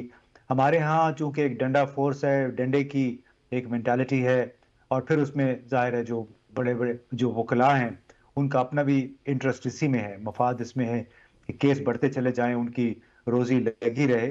تو اصل خرابی جب تک نہیں ہوگی، اب جج بے شک آپ 10 بھی کر لیں، تمام پارٹیاں بھی مل جائیں، مسئلہ حل ہونے والا نہیں ہے. سر آپ کی بات سے 100% ایگری کرتا ہوں. آپ نے کہا اصل خرابی کی طرف کوئی نہیں جا رہا، لیکن ہمارے سیاستدان ہیں. آپ ایک بشرا بی بی کے کیس کی مثال لیجئے. ایک طرف ان کو عدالت سے ریلیف ملا، دوسری طرف ہماری حکومتی جو نمائندہ جماعت ہے مسلم لیگ نون، وہ ہمیں یہ کہتی نظر آ رہی ہے کہ ان کی ڈیل ہو چکی ہے. مطلب ہم ججز کے اوپر کس طرح سے اعتماد کریں گے، سسٹم کے اوپر کس طرح سے اعتماد کریں گے؟ یہ جو ڈیل کے نتیجے میں باہر ہیں، تو مطلب ڈیل کے نتیجے میں سب چیزیں ہو جاتی ہیں. That is very unfortunate. دیکھیں جو غالب اکثریت کیسز کی تھی، چاہے وہ بشرا بی بی کے خلاف تھے، چاہے پی ٹی آئی کے وہ لیڈر جو ابھی تک جیل میں ہیں، میاں محمود رشید، سینیٹر اعجاز چودھری، ڈاکٹر یاسمین راشد، اعظم سواتی اور بشمول عمران خان کے، کیا وہ اول تو بات یہ کہ وہ جائز کیس تھے. دوسری بات جن کیسوں میں عمران خان کو، بشرا بی بی کو، کچھ اور لوگوں کو سزائیں ہوئی ہیں، کیا وہ جج اس اہل تھے؟ کیا یہ ان کا اپنا فیصلہ تھا؟ یہ تو بہت بڑے سوالات ہیں کہ جو ڈسٹرکٹ جج، سیشن جج ابو الحسنات جو کہ ابھی آج کل بہت زیر بحث ہے، تو کیا یہ فیصلے اس نے اپنی سمجھ کے مطابق دیے تھے یا اس سے فیصلہ یہ کروایا گیا تھا؟ تو یہ ایک اور پہلو ہے ہمارے عدالتی نظام کا کہ جہاں پہ عدلیہ مکمل طور پہ آزاد نہیں ہے. اور اس حوالے سے اسلام آباد ہائی کورٹ کے 6 ججوں نے 25 مارچ کو ایک خط بھی لکھا تھا. 4 ہائی کورٹس نے اس کی انڈورسمنٹ بھی کی تھی، اس کی توثیق بھی کی تھی کہ بلا شبہ ان پہ بیرونی دباؤ ہوتا ہے. اور یہی وہ باتیں ہیں جس کا ذکر جسٹس منصور علی شاہ نے اپنے 24 اکتوبر کے خط میں بھی کیا تھا. تو ہمیں اصل ایشو کی طرف جانے کی بجائے یہ کہ جج کی تعداد بڑھا دیں، جج وہ پیپلز پارٹی کا ہے، پی ٹی آئی کا ہے یا مسلم لیگ کا ہے، مطلب ہر ایک کی اپنی اپنی وہ چوائسز ہوتی ہیں. لیکن کیا اس سے پاکستان کے نظام انصاف کے جو بنیادی مسائل ہیں، یعنی برطانوی سامراج کا دیا ہوا نظام انصاف، اس میں پولیس کے بے شمار اختیارات، اور اس نظام کے اندر پھر کرپشن، اور کرپشن کے ساتھ ساتھ پھر اس پہ عدالتوں کے باہر سے جو دباؤ آتا ہے، جو مقتدر حلقے ان کی طرف سے دباؤ آتا ہے. اصل مسئلہ تو یہ ہے ججوں کی تعداد اضافہ کرنا نہیں ہے. ٹھیک، صحیح. اچھا امتیاز صاحب، جو بات کریں سلمان اکرم راجہ 26ویں آئینی ترمیم کو چیلنج کرنے کی، آپ کی رائے میں ان کے لیے کیا وجوہات ہوں گی؟ وہ کن گراؤنڈز پہ کریں گے؟ کن پوائنٹس کو جواز بنائیں گے اس کو چیلنج کرنے کے لیے؟ ان کو کیا گراؤنڈز پیش کرنے پڑیں گے کہ اس میں یہ آئینی اور قانونی سکم ہے؟ دیکھیے اول تو بات یہ ہے کہ آئینی ترمیم اب ہو چکی ہے. جی. نمبر 2، جب ہو رہی تھی تو اس وقت سینٹ میں خیبر پختونخوا کی نمائندگی نہیں ہے، یعنی ایک ادھورا نامکمل سینٹ ہے. تو اس کو آپ کیسے بنیاد بنا سکتے ہیں کہ اس کی 2/3 اکثریت نے ووٹ دے دیے؟ جس طرح وہ اکثریت حاصل کی گئی وہ بھی سب کو معلوم ہے. ان 2 سینیٹرز کو ابھی بلوچستان نیشنل پارٹی نے نکال بھی دیا ہے جنہوں نے اس کے لیے ووٹ دیا. تو چاہے 26ویں یا 27ویں ترمیم ہے، اس سے کچھ حاصل ہونے والا نہیں. یہ ترامیم اس وقت معنی رکھتی ہیں جب ہاؤس مکمل ہو، جب بیرونی دباؤ نہ ہو، جب یہ خرید و فروخت کا کاروبار اس میں انوالو نہ ہو. تو اب 27 کیا یہ 28ویں ترمیم بھی کر دیں گے، اس میں کوئی ایشو نہیں ہے جب تک ہمارے نظام کی جو بنیادی بیماریاں ہیں ان کا علاج نہ کیا جائے. ٹھیک. اچھا سر، تھوڑا سا موو آن کرتے ہیں دوسری جانب، جہاں پہ پاکستان تحریک انصاف کی اگر بات کی جائے تو وہاں پہ بھی ہمیں ڈفرینٹ تھنک ٹیک نظر آتے ہیں. کچھ ان کے رہنما کہتے ہیں کہ ہمیں اسٹیبلشمنٹ کے ساتھ ہمارے رابطے استوار ہو چکے ہیں, اب روز بروز ہمارے رابطے اور بہتر ہو رہے ہیں. کچھ کہہ رہے ہیں کہ ہم نے 4 لاکھ بندہ لے کے آنا, جیسا راجہ صاحب کی بات کی جائے تو اس کے بعد ہی عمران خان کو ریلیز کیا جائے گا. اور کچھ کہتے ہیں کہ جلسوں سے تو کچھ بنے گا نہیں, دھرنے سے ہوگا. اگر آپ دھرنا ڈالیں گے, اسلام آباد میں آ کے بیٹھیں گے تو اس کے بعد عمران خان ریلیز ہوں گے. تو تحریک انصاف کیوں کنفیوژن کا شکار ہے؟ اس لیے کہ ان کا جو مرکزی رہنما ہے وہ جیل میں ہے اور اس کے ساتھ براہ راست کسی کی کمیونیکیشن نہیں ہے, نہیں وہ براہ راست عام لوگوں سے اپنے پارٹی رہنماؤں سے بات کر سکتا ہے. مسئلہ یہ کہ آپ 4 لاکھ 10 لاکھ لوگ لے کے چلے جائیں یا 2 لاکھ یا 1 لاکھ لے, یہ ایشو نہیں ہے.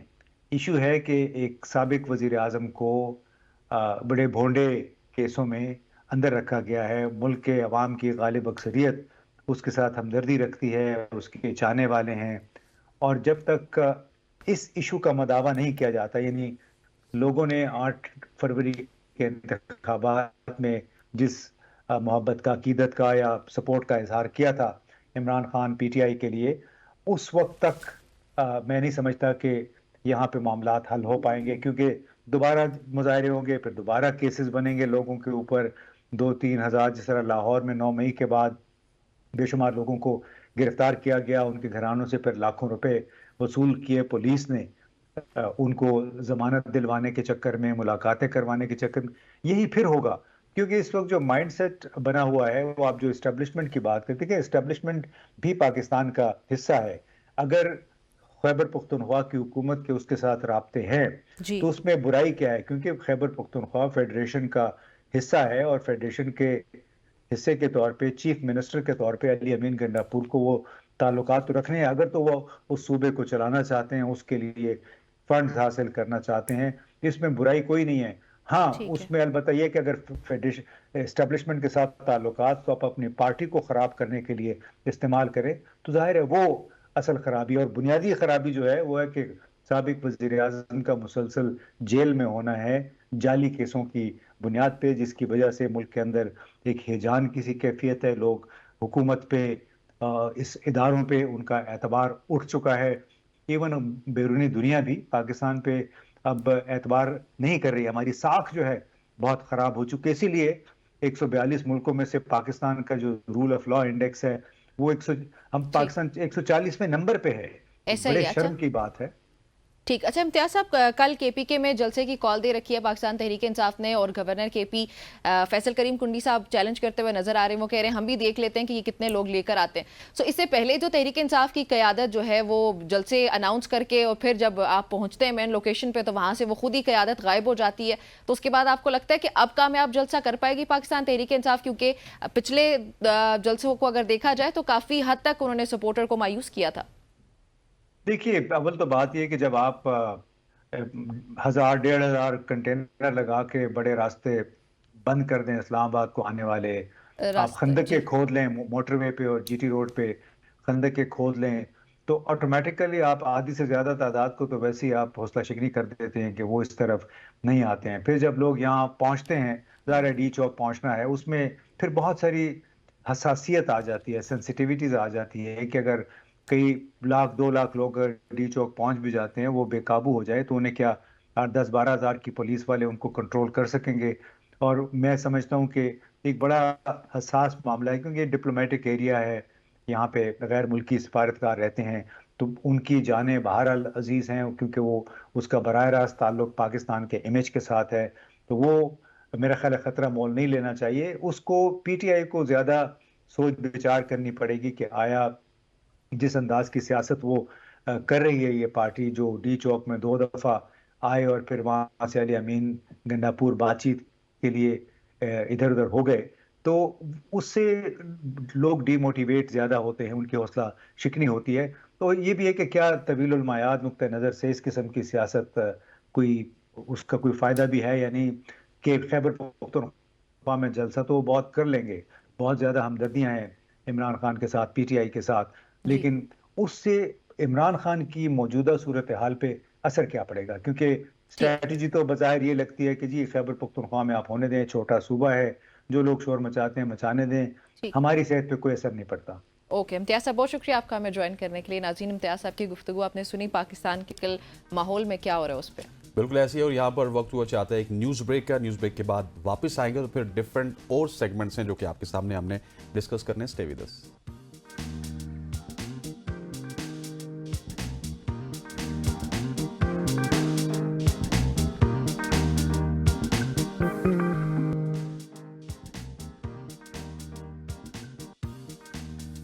Welcome back to show. अब हम बात करेंगे बच्चों के हवाले से। बच्चे बहुत ही इंपॉर्टेंट होते हैं, बच्चे मासूम होते हैं और बच्चे साथ साथ खूबसूरत भी होते हैं। आज जिस टॉपिक के हवाले से हम डिस्कस करेंगे वो है खुद एतमादी। बच्चे जू बड़े होते हैं तो वो अपने बड़ों के अल्फाज को, उनके रवैयों को उनसे वो सीखना स्टार्ट करते हैं और उन्हीं रवैयों से, उन्हीं अल्फाज से वो एक राय बनाते हैं। और वालिदैन के अल्फाज बच्चों के लिए बहुत ही ज़्यादा मुअस्सर होते हैं। तमाम वालिदैन की ख्वाहिश होती है कि उनके बच्चे खुद एतमाद हों, ज़िंदगी में कामयाब हों। खुद एतमादी बच्चों को मुख्तलिफ़ हवालों से, मुख्तलिफ़ मौक़ों में काफ़ी ज़्यादा मदद फराम करती है। मसलन ये बच्चों के रवैये, उनकी ज़ाती तवानाई और हम उन बच्चों के प्रेशर का सामना करने में बहुत ही आम होती है। और खुद एतमादी के हवाले से आज इस सेगमेंट में हम बात करेंगे। बिल्कुल, और इस पे बात करने के लिए हमें ज्वाइन कर रही है इरम साहिबा। इरम, अस्सलाम वालेकुम। सुबह की सोच। वालेकुम अस्सलाम व रहमतुल्लाहि व बरकातहू। जज़ाकल्लाह खैर for having me, thank you. Yes, you are welcome. अच्छा, प्लीज़ ये बताएं कि खुद एतमादी क्या है और कैसे पेरेंट्स जो हैं वो खुद एतमादी बच्चों में पैदा कर सकते हैं। बहुत अच्छा क्वेश्चन है। खुद एतमादी क्या है? सेल्फ कॉन्फिडेंस हर इंसान की ज़रूरत है। आज आप और मैं यहाँ पे बैठे हुए हैं तो इस वजह से कि हमारी एक सेल्फ इस्टीम है, सेल्फ कॉन्फिडेंस है। हमें अंदाज़ा है कि जो हम बात करेंगे जो हम पहुँचाना चाहते हैं, जो पैगाम, वो मानी रखता है, राइट। अपने मैसेज में भी कॉन्फिडेंस होना, अपने आप में भी कॉन्फिडेंस होना। और बच्चों में सेल्फ कॉन्फिडेंस जो है, जो आज मैं और आप कॉन्फिडेंट हैं, वो न सिर्फ इस वजह से है कि ये एक अल्लाह सुब्हानहू व तआला ने हमें स्किल दिया है, बल्कि इसलिए भी है कि हमारे पेरेंट्स ने हमारे साथ कुछ चीज़ें की, फिर हमें अच्छे टीचर्स मिले, अच्छे मेंटर्स मिले, एंड हमारी जो गॉड गिफ्टेड एक हर इंसान में होता है कॉन्फिडेंस एक्चुअली, उसको फिर हम लेके आगे चलते हैं। अच्छा Iram, now this is a pure subject. अगर हम वेस्टर्न वर्ल्ड की बात करें जहाँ पे आप बैठी हुई हैं, तो वहाँ पे बाकायदा से बच्चों की ट्रेनिंग की जाती है, उनको डिफरेंट तरीक़ों से, डिफरेंट अदवार से गुजारा जाता है ताकि वो खुद एतमाद हों, वो अच्छे तरीके से माशरे में ज़िंदगी गुजार सकें। इस हवाले से बाहर क्या होता है और पाकिस्तान में क्या नहीं हो रहा है, किस चीज़ की कमी है? Honestly, being a certified life coach, a teacher myself, and Pakistan में भी काम किया है और बाहर भी, तो इस वक्त I'm in US, तो मैं आपको ये बता दूं कि दोनों जगहों पे एक ही चीज़ है कि जब तक बच्चे के बड़े की, उसके केयर टेकर की, यानी कि उसके पेरेंट्स की, उसके टीचर्स की, जब तक कि कोशिश ये है कि बच्चे को उसकी जो खुदादाद सलाहियतें हैं, यानी कि उसकी लर्निंग स्किल्स हैं, उसका कॉन्फिडेंस है, उसका कुछ जो भी है, मतलब हर बच्चे में थोड़ा बहुत कुछ ना कुछ आपको शुरू से बचपन से पता चल रहा होता है। कुछ बच्चे जो हैं वो आर्ट्स एंड क्राफ्ट्स में अच्छे होते हैं, कुछ बच्चे स्टेज पे अच्छे होते हैं, कुछ बच्चे स्पोर्ट्स में अच्छे होते हैं। तो उनकी सलाहियतों को अप्रिशिएट करना और उनको वो स्किल्स बेहतर करने के मौके फराहम करना, लेकिन उससे भी पहले घर के अंदर से शुरू होता है। And when a child is just a baby, कि आप उसको अनकंडीशनल लव दो, बजाय इसके कि डिसिप्लिनिंग की तड़ी पे डाल के आप उसको उस तरह से मोल्ड करना शुरू कर दो जैसे कि आपकी समझ है कि ये इसको ऐसे करना चाहिए। फिर समझ हमेशा पेरेंट की ही होती है, लेकिन उसमें ये गुंजाइश पैदा करना कि बच्चे को, उसके कॉन्फिडेंस को, उसकी सेल्फ एस्टीम को आपकी मोहब्बत से सींचना, जिसको कहते हैं। Does that make sense? Yes, it does. अच्छा Iram, what do you think कि पेरेंट्स हमारे यहाँ ऐसी कौन सी गलत आदत अपनाए रखते हैं जिसकी वजह से बच्चों का सेल्फ कॉन्फिडेंस शैटर करता है? हाँ, उसमें आप जो बहुत सारी चीज़ें आपको नहीं करनी चाहिए। हाँ, वो ओवर हम कर रहे क्रिटिसिज्म नहीं करना चाहिए कि ये नहीं करो, ये करो, ऐसे नहीं करो, ऐसे नहीं करो। हेलीकॉप्टर पेरेंटिंग, अरे मैंने तुम्हें कहा था ये कर लिया, अच्छा तुमने ये किया, अच्छा नहीं ऐसे नहीं करना था, इसको ऐसे करना था, अच्छा मुझे बता दो, मैं तुम्हारी हेल्प कर देती हूँ। बार बार बच्चे को कहना कि मैं हेल्प कर देता हूँ, इससे पहले कि बच्चा ट्राई करे। इस बात से पेरेंट्स खौफजदा होता है, पता नहीं कैसे करेगा, पता नहीं कैसे करेगा। नंबर 3 ये है कि अनरियलिस्टिक एक्सपेक्टेशंस। जस्ट बिकॉज आपके बच्चे ने कोई स्किल आपको शो किया, कहीं एक आध दफ़ा उसको लगा कि, मतलब आपको लगा कि वो इसमें अच्छा है, तो उसको बम्बार्ड कर दिया कि अब तुमने इसमें मतलब कि 1 से नीचे, नंबर 1 से या मेडल से नीचे आना ही नहीं है, राइट। दूसरों के साथ कंपेयर करना, یہ بھی ایک بہت زیادہ ہم کرتے ہیں, ان انٹینشنلی کرنا شروع کر دیتے ہیں پر کرتے ہیں, ان کے ایموشنز کو انویلیڈیٹ کرنا, یہ بہت بڑی چیز ہے. ارے نہیں نہیں ایسے ہی تمہارے دماغ میں فضول فالتو خیالات آ رہے ہیں, ایسے تھوڑی ہوتا ہے, ایسے نہیں ہوتا, نہیں دیکھو تم اس طرف دیکھو نا کہ یہ کتنا اچھا ہے, ایسے ہوتا ہے ایسے ہوتا ہے. میں یہ نہیں کہتی کہ بچے کو آپ چھوئی موئی بنا دو, لیکن جو بچہ ایک بات کر رہا ہے کم سے کم اس کو پوری طرح سے پہلے تو سننے کا حوصلہ رکھو, پھر فوراً سے یہ مت بھاگو کہ میں نے اس کو نا کسی طرح سے کمفرٹ کرنا ہے. صرف اس کو اتنا ایکنالج کر دو, ویلیڈیٹ کر دو, اچھا ٹھیک ہے تمہیں یہ مسئلہ ہو رہا ہے, ٹھیک ہے تمہیں ڈر لگ رہا ہے, ٹھیک ہے تمہیں تکلیف ہو رہی ہے, اور اس کے بعد پوچھو اچھا تم کیا چاہتے ہو یا تمہیں کیا سمجھ آتی ہے.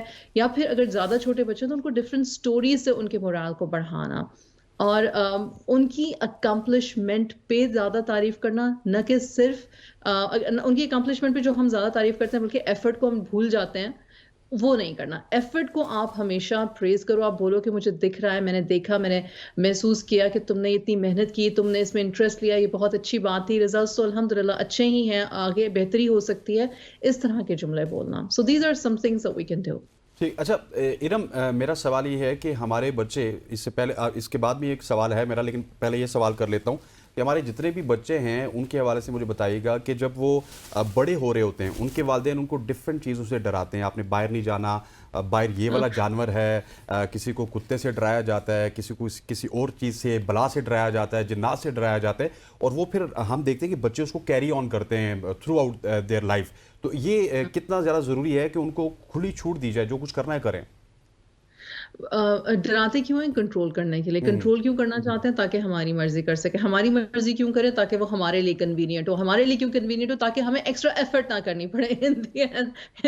in a nutshell it's laziness. it's pure laziness.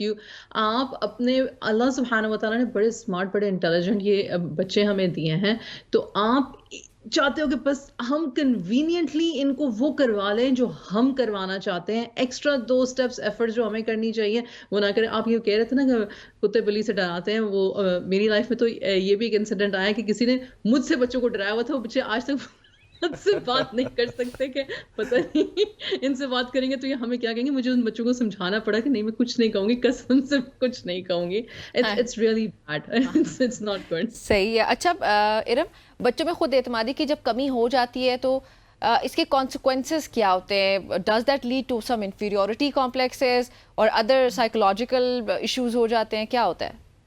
ہاں آپ نے بالکل پن پوائنٹ کر دیا, آپ نے صحیح بات کہ کمپلیکسٹیز اپنی ذات میں عجیب و غریب ہو جاتی ہیں.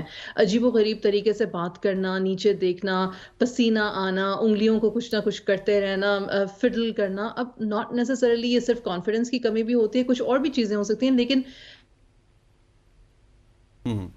آپ کو آواز آ رہی جب جی ہو جاتا ہے. اچھا جی بتائیے گا, بتائیے, کنٹینیو کیجیے گا. اچھا تو اور اس کے علاوہ جو ایک چیز ہوتی ہے, غلط قسم کی کمپنی میں پھنس جانا, ٹینز اسپیشلی. 8-9 سال بچے بھی, یہ جو آپ روبلوکس وغیرہ پلے کرتے ہو, اگر آپ نے انٹرنیٹ پہ دیکھا ہو تو کتنا مطلب کتنا زیادہ آ رہا ہے کہ یار 7 سال 8 سال کا بچہ ویڈیو گیم کھیل رہا ہے, کسی اسٹرینجر کے ساتھ کھیل رہا ہے, تو وہ ان کو گروم کرنا شروع کر دیتے ہیں. بیکاز الٹیمیٹلی بچے کو محبت چاہیے, کس کی؟ پیرنٹس کی. توجہ چاہیے, کس کی؟ پیرنٹس کی. وہاں سے جب نہیں ملتی تو وہ کریو کرتے ہیں کہیں اور سے. دے وانٹ ٹو فیل کہ وہ ہیں, دے نیڈ دیٹ ویلیڈیشن. جی بالکل. اچھا جی جی بتائیے گا, کنٹینیو کیجیے گا. نہیں بس یہی الحمدللہ. اچھا ارم, مجھے یہ بتائیے گا کہ آپ نے ایک پوائنٹ بھی ریز کیا تھا, اس طرف بھی میں آنا چاہتا ہوں کہ آج کل جو بچے ہیں, لیٹ سپوز وہ اگر والدین کو تنگ کرتے ہیں, ان کی عمر 3 سے 6 سال یا 8 سال کے درمیان ہے, تو ان کو گیجٹ پکڑا دیا جاتا ہے, موبائل فون دے دیا جاتا ہے, ان کو کہا جاتا ہے یہ گیم کھیلو, یہ گیم کھیلو. ہم دیکھتے ہیں کہ ان کی تربیت کی بجائے وہ گیمر بن جاتے ہیں.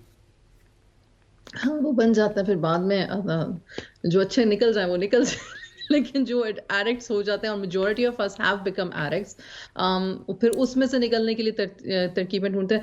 دیکھیں میں نے ایکچولی بھی کل ہی اپنے انسٹاگرام پہ بھی ایک پوسٹ ڈالی تھی. میں نے کہا تھا کہ پہلے نا سائنٹسٹ کہتے تھے کہ ٹھیک ہے آپ دن میں 1 گھنٹے کے لیے 1.5 گھنٹے کے لیے چلیں, آپ کی ضرورت کے مطابق آپ اسکرین دے دیں. اب تو لٹرلی کہنے لگے ہیں, اتنی ریسرچ آ گئی ہے برین سائنس پہ, اور اسپیشلی ٹاڈلرز کی, بچوں کی 0 to 2, کہتے ہیں کہ خدارا اگر نہ دیں آپ تو آپ اپنی اس نسل کو بگاڑنے سے بچا لیں گے.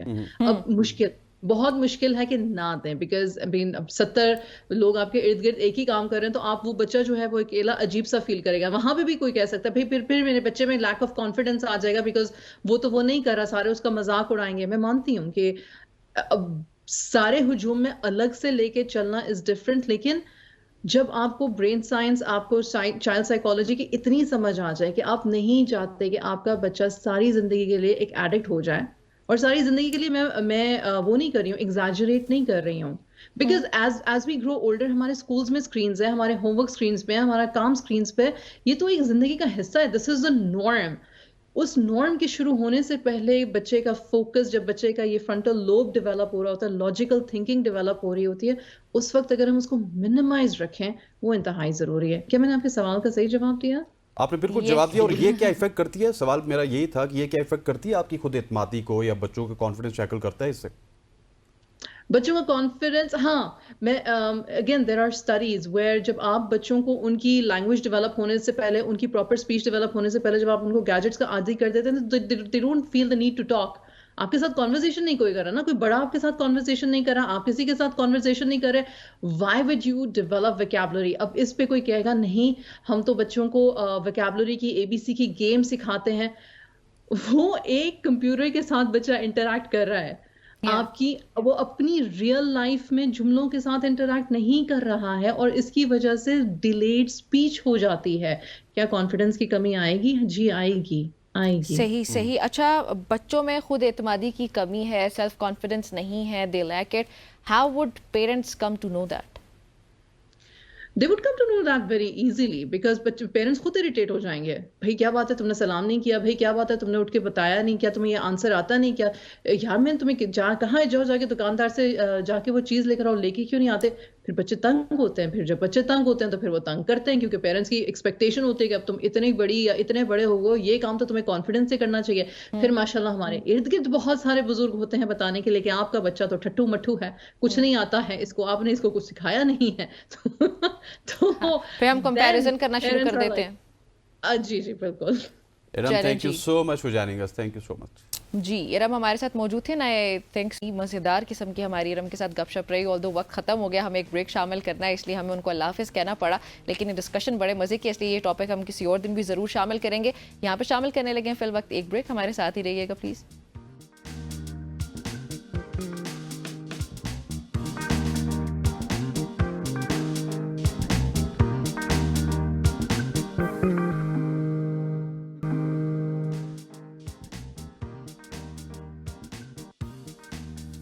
Welcome back to show. اب ہم بات کریں گے بچوں کے حوالے سے. بچے بہت ہی امپورٹنٹ ہوتے ہیں، بچے معصوم ہوتے ہیں، اور بچے ساتھ ساتھ خوبصورت بھی ہوتے ہیں. آج جس ٹاپک کے حوالے سے ہم ڈسکس کریں گے وہ ہے خود اعتمادی. بچے جو بڑے ہوتے ہیں تو وہ اپنے بڑوں کے الفاظ کو، ان کے رویوں کو، ان سے وہ سیکھنا سٹارٹ کرتے ہیں، اور انہی رویوں سے، انہی الفاظ سے وہ ایک رائے بناتے ہیں. اور والدین کے الفاظ بچوں کے لیے بہت ہی زیادہ مؤثر ہوتے ہیں. تمام والدین کی خواہش ہوتی ہے کہ ان کے بچے خود اعتماد ہوں، زندگی میں کامیاب ہوں. خود اعتمادی بچوں کو مختلف حوالوں سے، مختلف مواقعوں میں کافی زیادہ مدد فراہم کرتی ہے. مثلاً یہ بچوں کے رویے، ان کی ذاتی توانائی، اور ہم ان بچوں کے پریشر کا سامنا کرنے میں بہت ہی عام ہوتی ہے. اور خود اعتمادی کے حوالے سے آج اس سیگمنٹ میں ہم بات کریں گے. بالکل. اور اس پہ بات کرنے کے لیے ہمیں جوائن کر رہی ہیں ارم صاحبہ. ارم السلام علیکم. صبح کی سوچ.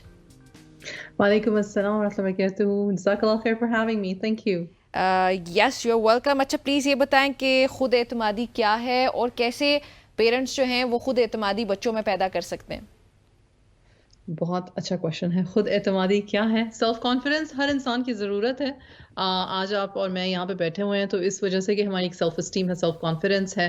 ہمیں اندازہ ہے کہ جو ہم بات کریں گے جو ہم پہنچانا چاہتے ہیں، جو پیغام، وہ معنی رکھتا ہے. رائٹ، اپنے میسج میں بھی کانفیڈنس ہونا، اپنے آپ میں بھی کانفیڈنس ہونا. اور بچوں میں سیلف کانفیڈنس جو ہے، جو آج میں اور آپ کانفیڈنٹ ہیں، وہ نہ صرف اس وجہ سے ہے کہ یہ ایک اللہ سبحانہ و تعالیٰ نے ہمیں اسکل دیا ہے، بلکہ اس لیے بھی ہیں کہ ہمارے پیرنٹس نے ہمارے ساتھ کچھ چیزیں کی، پھر ہمیں اچھے ٹیچرز ملے، اچھے مینٹرز ملے، اینڈ ہماری جو گاڈ گفٹڈ ایک ہر انسان میں ہوتا ہے کانفیڈنس ایکچولی، اس کو پھر ہم لے کے آگے چلتے ہیں. اچھا Iram, now this is a pure subject. اگر ہم ویسٹرن ورلڈ کی بات کریں جہاں پہ آپ بیٹھی ہوئی ہیں، تو وہاں پہ باقاعدہ سے بچوں کی ٹریننگ کی جاتی ہے, ان کو ڈفرینٹ طریقوں سے, ڈفرینٹ ادوار سے گزارا جاتا ہے تاکہ وہ خود اعتماد ہوں, وہ اچھے طریقے سے معاشرے میں زندگی گزار سکیں. اس حوالے سے باہر کیا ہوتا ہے اور پاکستان میں کیا نہیں ہو رہا ہے, کس چیز کی کمی ہے؟ Honestly, being a certified life coach, a teacher myself, and Pakistan میں بھی کام کیا ہے اور باہر بھی, تو اس وقت I'm in US. تو میں آپ کو یہ بتا دوں کہ دونوں جگہوں پہ ایک ہی چیز ہے کہ جب تک بچے کے بڑے کی, اس کے کیئر ٹیکر کی, یعنی کہ اس کے پیرنٹس کی, اس کے ٹیچرز کی, جب تک کہ کوشش یہ ہے کہ بچے کو اس کی جو خدا داد صلاحیتیں ہیں, یعنی کہ اس کی لرننگ سکلز ہیں, اس کا کانفیڈنس ہے, اس کا کچھ جو بھی ہے, مطلب ہر بچے میں تھوڑا بہت کچھ نہ کچھ آپ کو شروع سے بچپن سے پتہ چل رہا ہوتا ہے. کچھ بچے جو ہیں وہ آرٹس اینڈ کرافٹس میں اچھے ہوتے ہیں, کچھ بچے اسٹیج پہ اچھے ہوتے ہیں, کچھ بچے اسپورٹس میں اچھے ہوتے ہیں.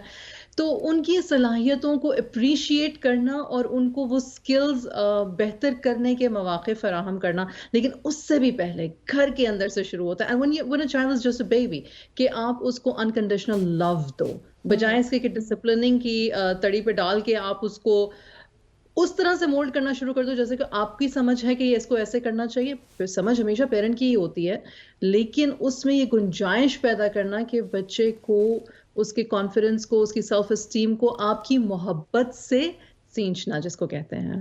Does that make sense?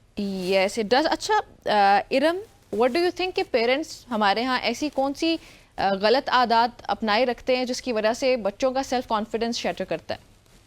ہاں, اس میں آپ جو بہت ساری چیزیں آپ کو نہیں کرنی چاہیے. اوور کرٹیسزم نہیں کرنا چاہیے کہ یہ نہیں کرو, یہ کرو, ایسے نہیں کرو, ایسے نہیں کرو. ہیلی کاپٹر پیرنٹنگ, ارے میں نے تمہیں کہا تھا یہ کر لیا, اچھا تم نے یہ کیا, اچھا نہیں ایسے نہیں کرنا تھا, اس کو ایسے ہی کرنا تھا, اچھا مجھے بتا دو میں تمہاری ہیلپ کر دیتی ہوں. بار بار بچے کو کہنا کہ میں ہیلپ کر دیتا ہوں, اس سے پہلے کہ بچہ ٹرائی کرے. اس بات سے پیرنٹس خوف زدہ ہوتا ہے, پتہ نہیں کیسے کرے گا, پتہ نہیں کیسے کرے گا.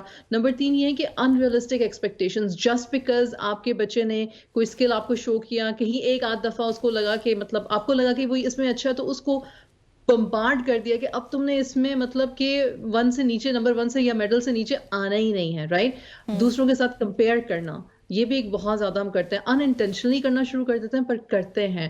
ان کے ایموشنز کو انویلیڈیٹ کرنا, یہ بہت بڑی چیز ہے. ارے نہیں نہیں, ایسے ہی تمہارے دماغ میں فضول فالتو خیالات آ رہے ہیں, ایسے تھوڑا ہی ہوتا ہے, ایسے نہیں ہوتا. نہیں دیکھو, تم اس طرف دیکھو نا کہ یہ کتنا اچھا ہے, ایسے ہوتا ہے, ایسے ہوتا ہے. میں یہ نہیں کہتی کہ بچے کو آپ چھوئی موئی بنا دو, لیکن جو بچہ ایک بات کر رہا ہے کم سے کم اس کو پوری طرح سے پہلے تو سننے کا حوصلہ رکھو.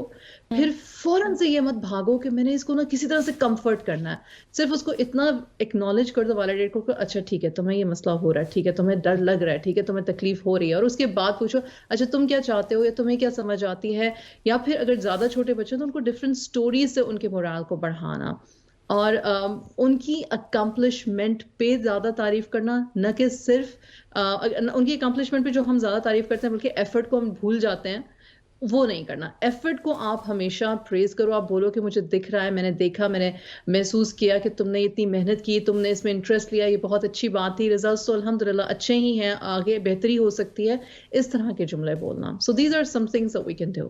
ٹھیک. اچھا ارم, میرا سوال یہ ہے کہ ہمارے بچے, اس سے پہلے اس کے بعد بھی ایک سوال ہے میرا, لیکن پہلے یہ سوال کر لیتا ہوں کہ ہمارے جتنے بھی بچے ہیں ان کے حوالے سے مجھے بتائیے گا کہ جب وہ بڑے ہو رہے ہوتے ہیں ان کے والدین ان کو ڈفرینٹ چیزوں سے ڈراتے ہیں. آپ نے باہر نہیں جانا, باہر یہ والا جانور ہے, کسی کو کتے سے ڈرایا جاتا ہے, کسی کو کسی اور چیز سے, بلا سے ڈرایا جاتا ہے, جنات سے ڈرایا جاتا ہے, اور وہ پھر ہم دیکھتے ہیں کہ بچے اس کو کیری آن کرتے ہیں تھرو آؤٹ دیئر لائف. تو یہ کتنا زیادہ ضروری ہے کہ ان کو کھلی چھوٹ دی جائے, جو کچھ کرنا ہے کریں. ڈراتے کیوں ہیں؟ کنٹرول کرنے کے لیے. کنٹرول کیوں کرنا چاہتے ہیں؟ تاکہ ہماری مرضی کر سکے. ہماری مرضی کیوں کرے؟ تاکہ وہ ہمارے لیے کنوینئنٹ ہو. ہمارے لیے کیوں کنوینئنٹ ہو؟ تاکہ ہمیں ایکسٹرا ایفرٹ نہ کرنی پڑے. in a nutshell it's laziness. it's pure laziness.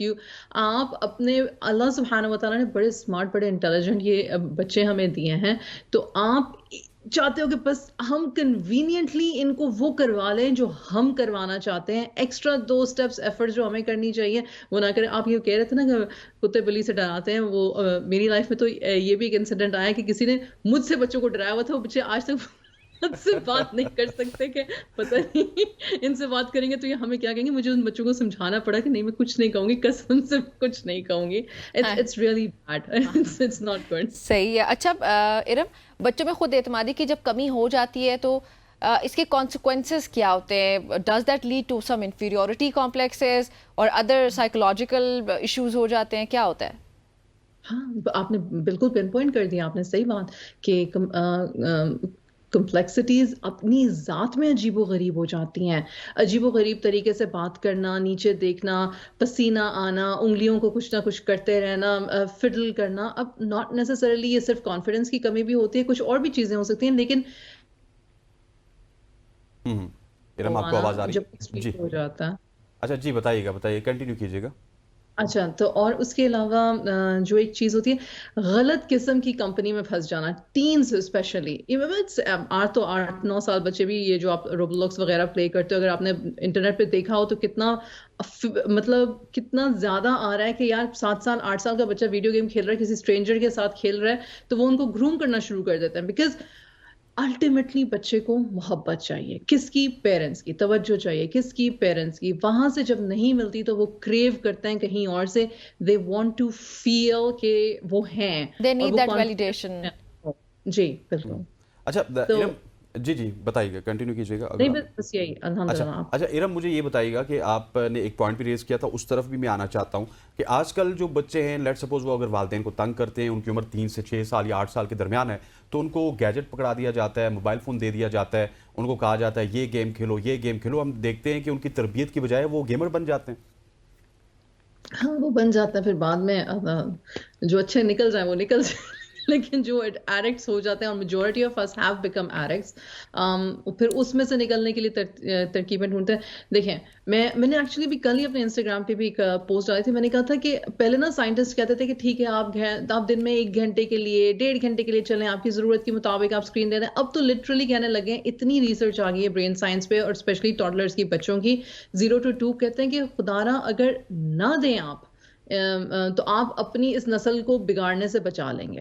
अब बहुत मुश्किल है कि ना दें, बिकॉज अब 70 लोग आपके इर्द गिर्द एक ही काम कर रहे हैं, तो आप वो बच्चा जो है वो अकेला अजीब सा फील करेगा. वहां पे भी कोई कह सकता है फिर मेरे बच्चे में लैक ऑफ कॉन्फिडेंस आ जाएगा, बिकॉज वो तो वो नहीं कर रहा, सारे उसका मजाक उड़ाएंगे. मैं मानती हूँ कि अब सारे हुजूम में अलग से लेके चलना इज डिफरेंट, लेकिन जब आपको ब्रेन साइंस, आपको चाइल्ड साइकोलॉजी की इतनी समझ आ जाए कि आप नहीं चाहते कि आपका बच्चा सारी जिंदगी के लिए एक एडिक्ट हो जाए, और सारी जिंदगी के लिए मैं वो नहीं कर रही हूँ, एग्जैजरेट नहीं कर रही हूँ, because as we grow older हमारे स्कूल्स में स्क्रीन्स है, हमारे होमवर्क स्क्रीन्स पे है, हमारा काम स्क्रीन्स पे है.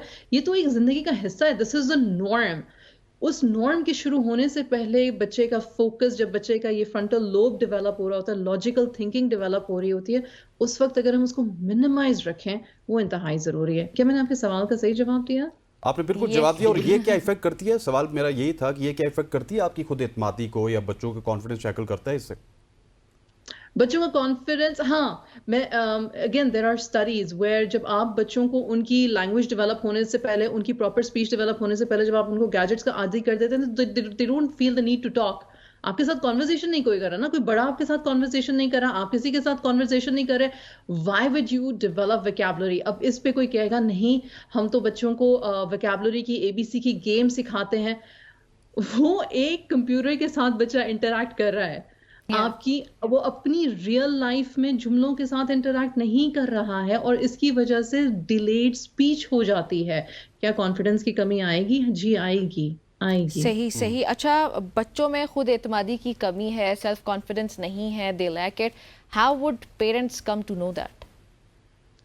They would come to know that very easily, because parents खुद इरिटेट हो जाएंगे. भाई क्या बात है तुमने सलाम नहीं किया, भाई क्या बात है तुमने उठ के बताया नहीं, क्या तुम्हें ये आंसर आता नहीं, क्या यार मैंने तुम्हें कहाँ जाओ, जाके दुकानदार से जाके वो चीज़ लेकर आओ, लेके क्यों नहीं आते? फिर बच्चे तंग होते हैं. फिर जब बच्चे तंग होते हैं तो फिर वो तंग करते हैं, क्योंकि पेरेंट्स की एक्सपेक्टेशन होती है कि अब तुम इतनी बड़ी या इतने बड़े हो गए, ये काम तो तुम्हें कॉन्फिडेंस से करना चाहिए. फिर माशाल्लाह हमारे इर्द गिर्द बहुत सारे बुजुर्ग होते हैं बताने के लिए कि आपका बच्चा तो ठट्टू मट्ठू है, कुछ नहीं आता है इसको, आपने इसको कुछ सिखाया नहीं है. तो फिर हम कंपैरिजन करना शुरू कर देते हैं. जी बिल्कुल. Iram, thank you so much for joining us. Thank you so much. जी इरम हमारे साथ मौजूद थे ना, आई थिंक मज़ेदार किस्म की हमारी इरम के साथ गपशप रही। ऑल्दो वक्त ख़त्म हो गया, हमें एक ब्रेक शामिल करना है, इसलिए हमें उनको अल्लाह हाफ़िज़ कहना पड़ा, लेकिन ये डिस्कशन बड़े मज़े की, इसलिए ये टॉपिक हम किसी और दिन भी ज़रूर शामिल करेंगे। यहाँ पर शामिल करने लगे हैं फिल वक्त एक ब्रेक, हमारे साथ ही रहिएगा please.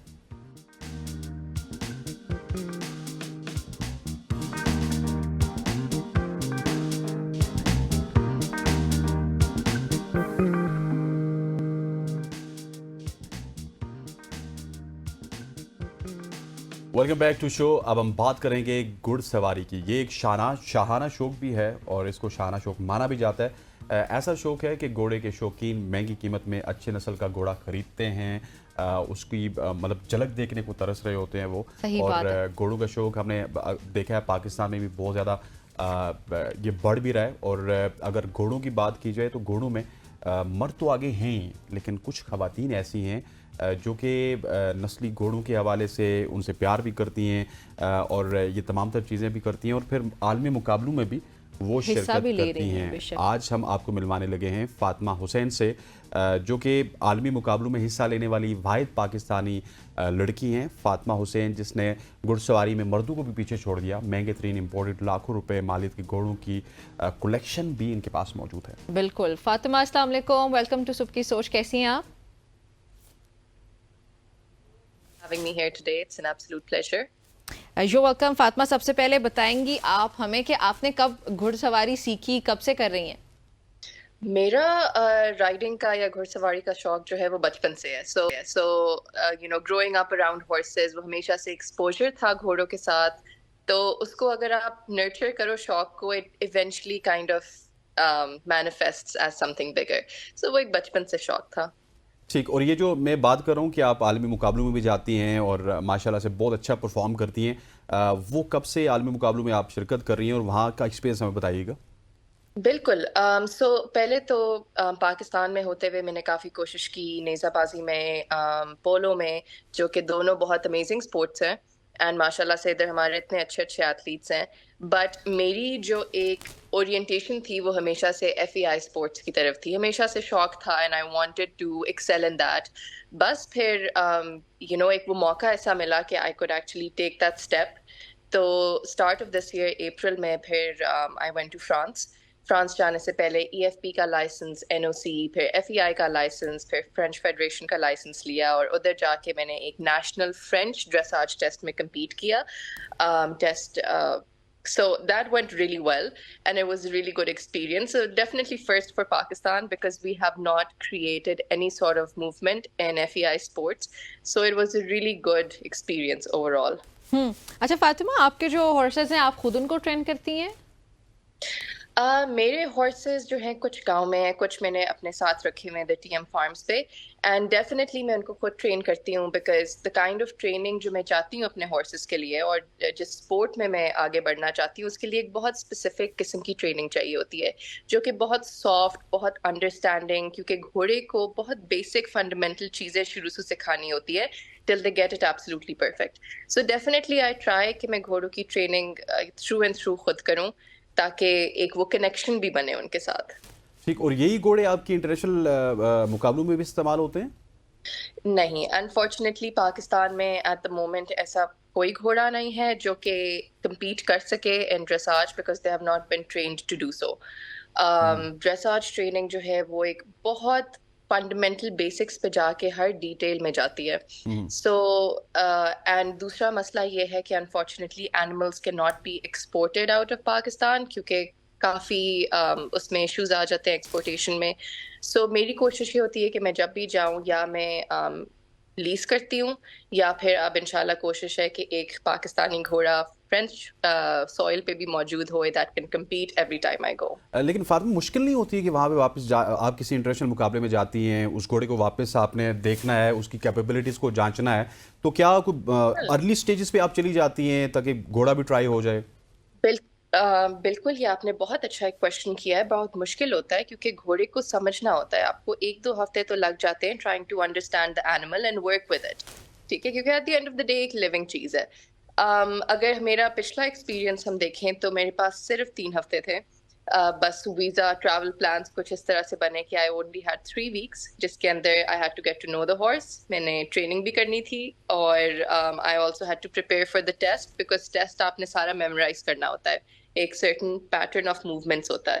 So it was a lot to handle and بہت مشکل ہو جاتا ہے کم ٹائم فریم کے اندر مینیج کرنا.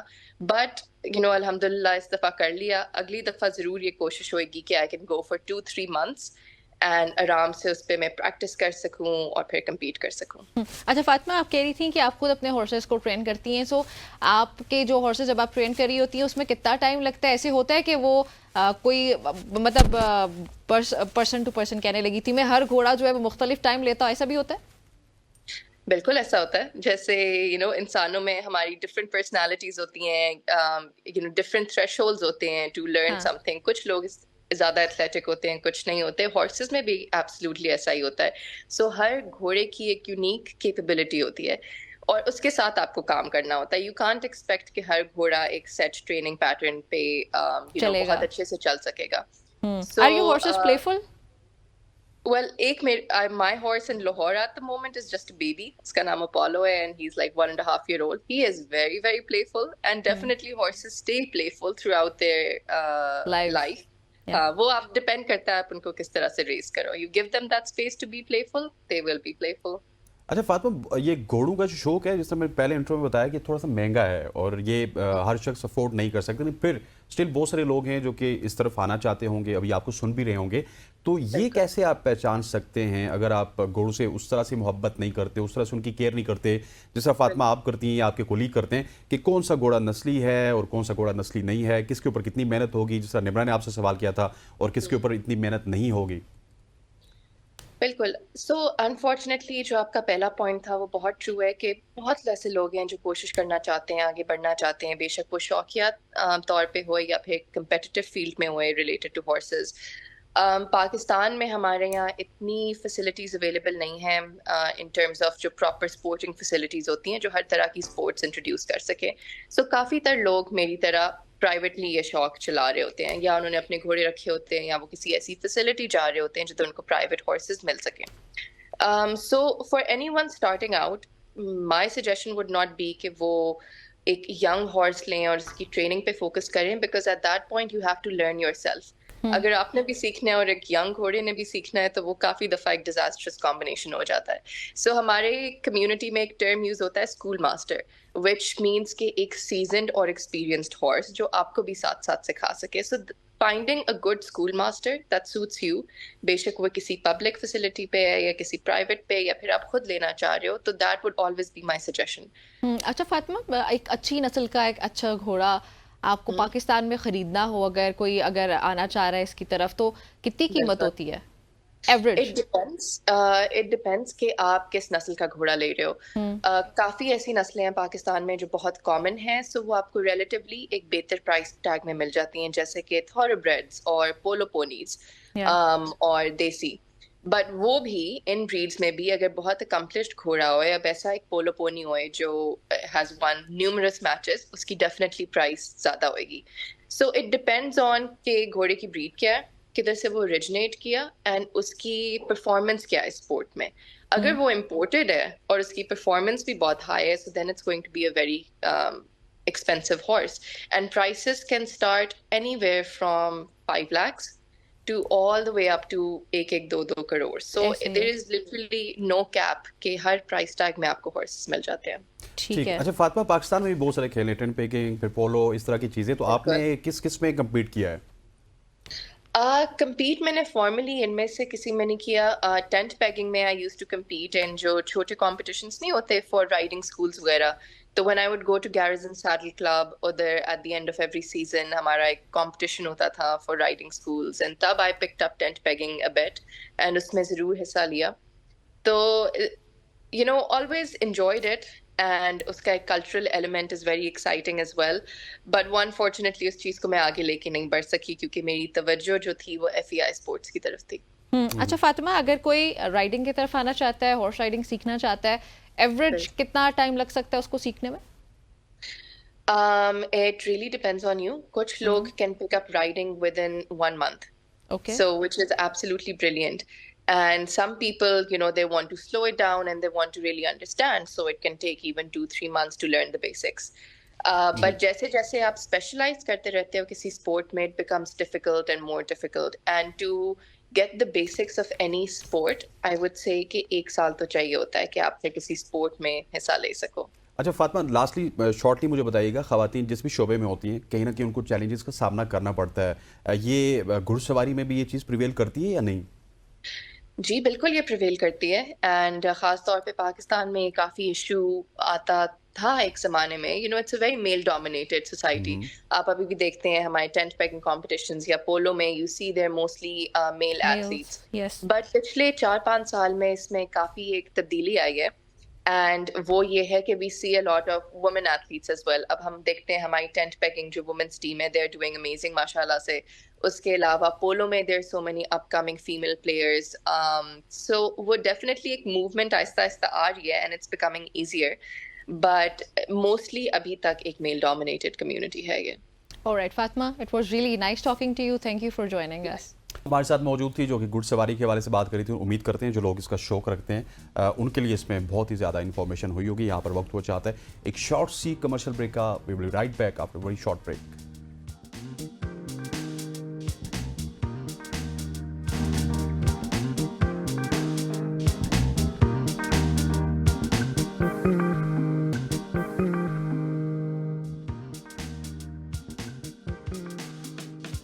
Welcome back to show. अब हम बात करेंगे पाकिस्तान में पोलियो की. पाकिस्तान में पोलियो के केसेस तेज़ी से बढ़ रहे हैं और मुल्क में इंसदाद पोलियो मुहिम जो कि 28 अक्टूबर से शुरू हुई, जिसमें 4 करोड़ 50 लाख से ज़ायद बच्चों को पोलियो से बचाव के कतरे पिलाने का हदफ मुकर्रर किया गया. पोलियो मुहिम सिंध, पंजाब, बलूचिस्तान, आज़ाद कश्मीर, गिलगित बल्तिस्तान और इस्लामाबाद में 3 नवंबर तक जारी रहेगी. मुल्क भर में पोलियो केसेस का ना रुकने वाला सिलसिला जारी है. पाकिस्तान में पोलियो वायरस का फैलाव तेज़ी से जारी है, इसलिए ज़रूरी है कि वालिदैन अपने 5 साल तक के बच्चों को पोलियो के कतरे लाजमी पिलवाएं और उन्हें ज़िंदगी भर की माजूरी से छुटकारा दिलाएं, क्योंकि फ़ैसला आज करना है अगर कल बच्चे को चलना है. बिल्कुल जी, फैसला आज करना है अगर कल बच्चे को चलना है.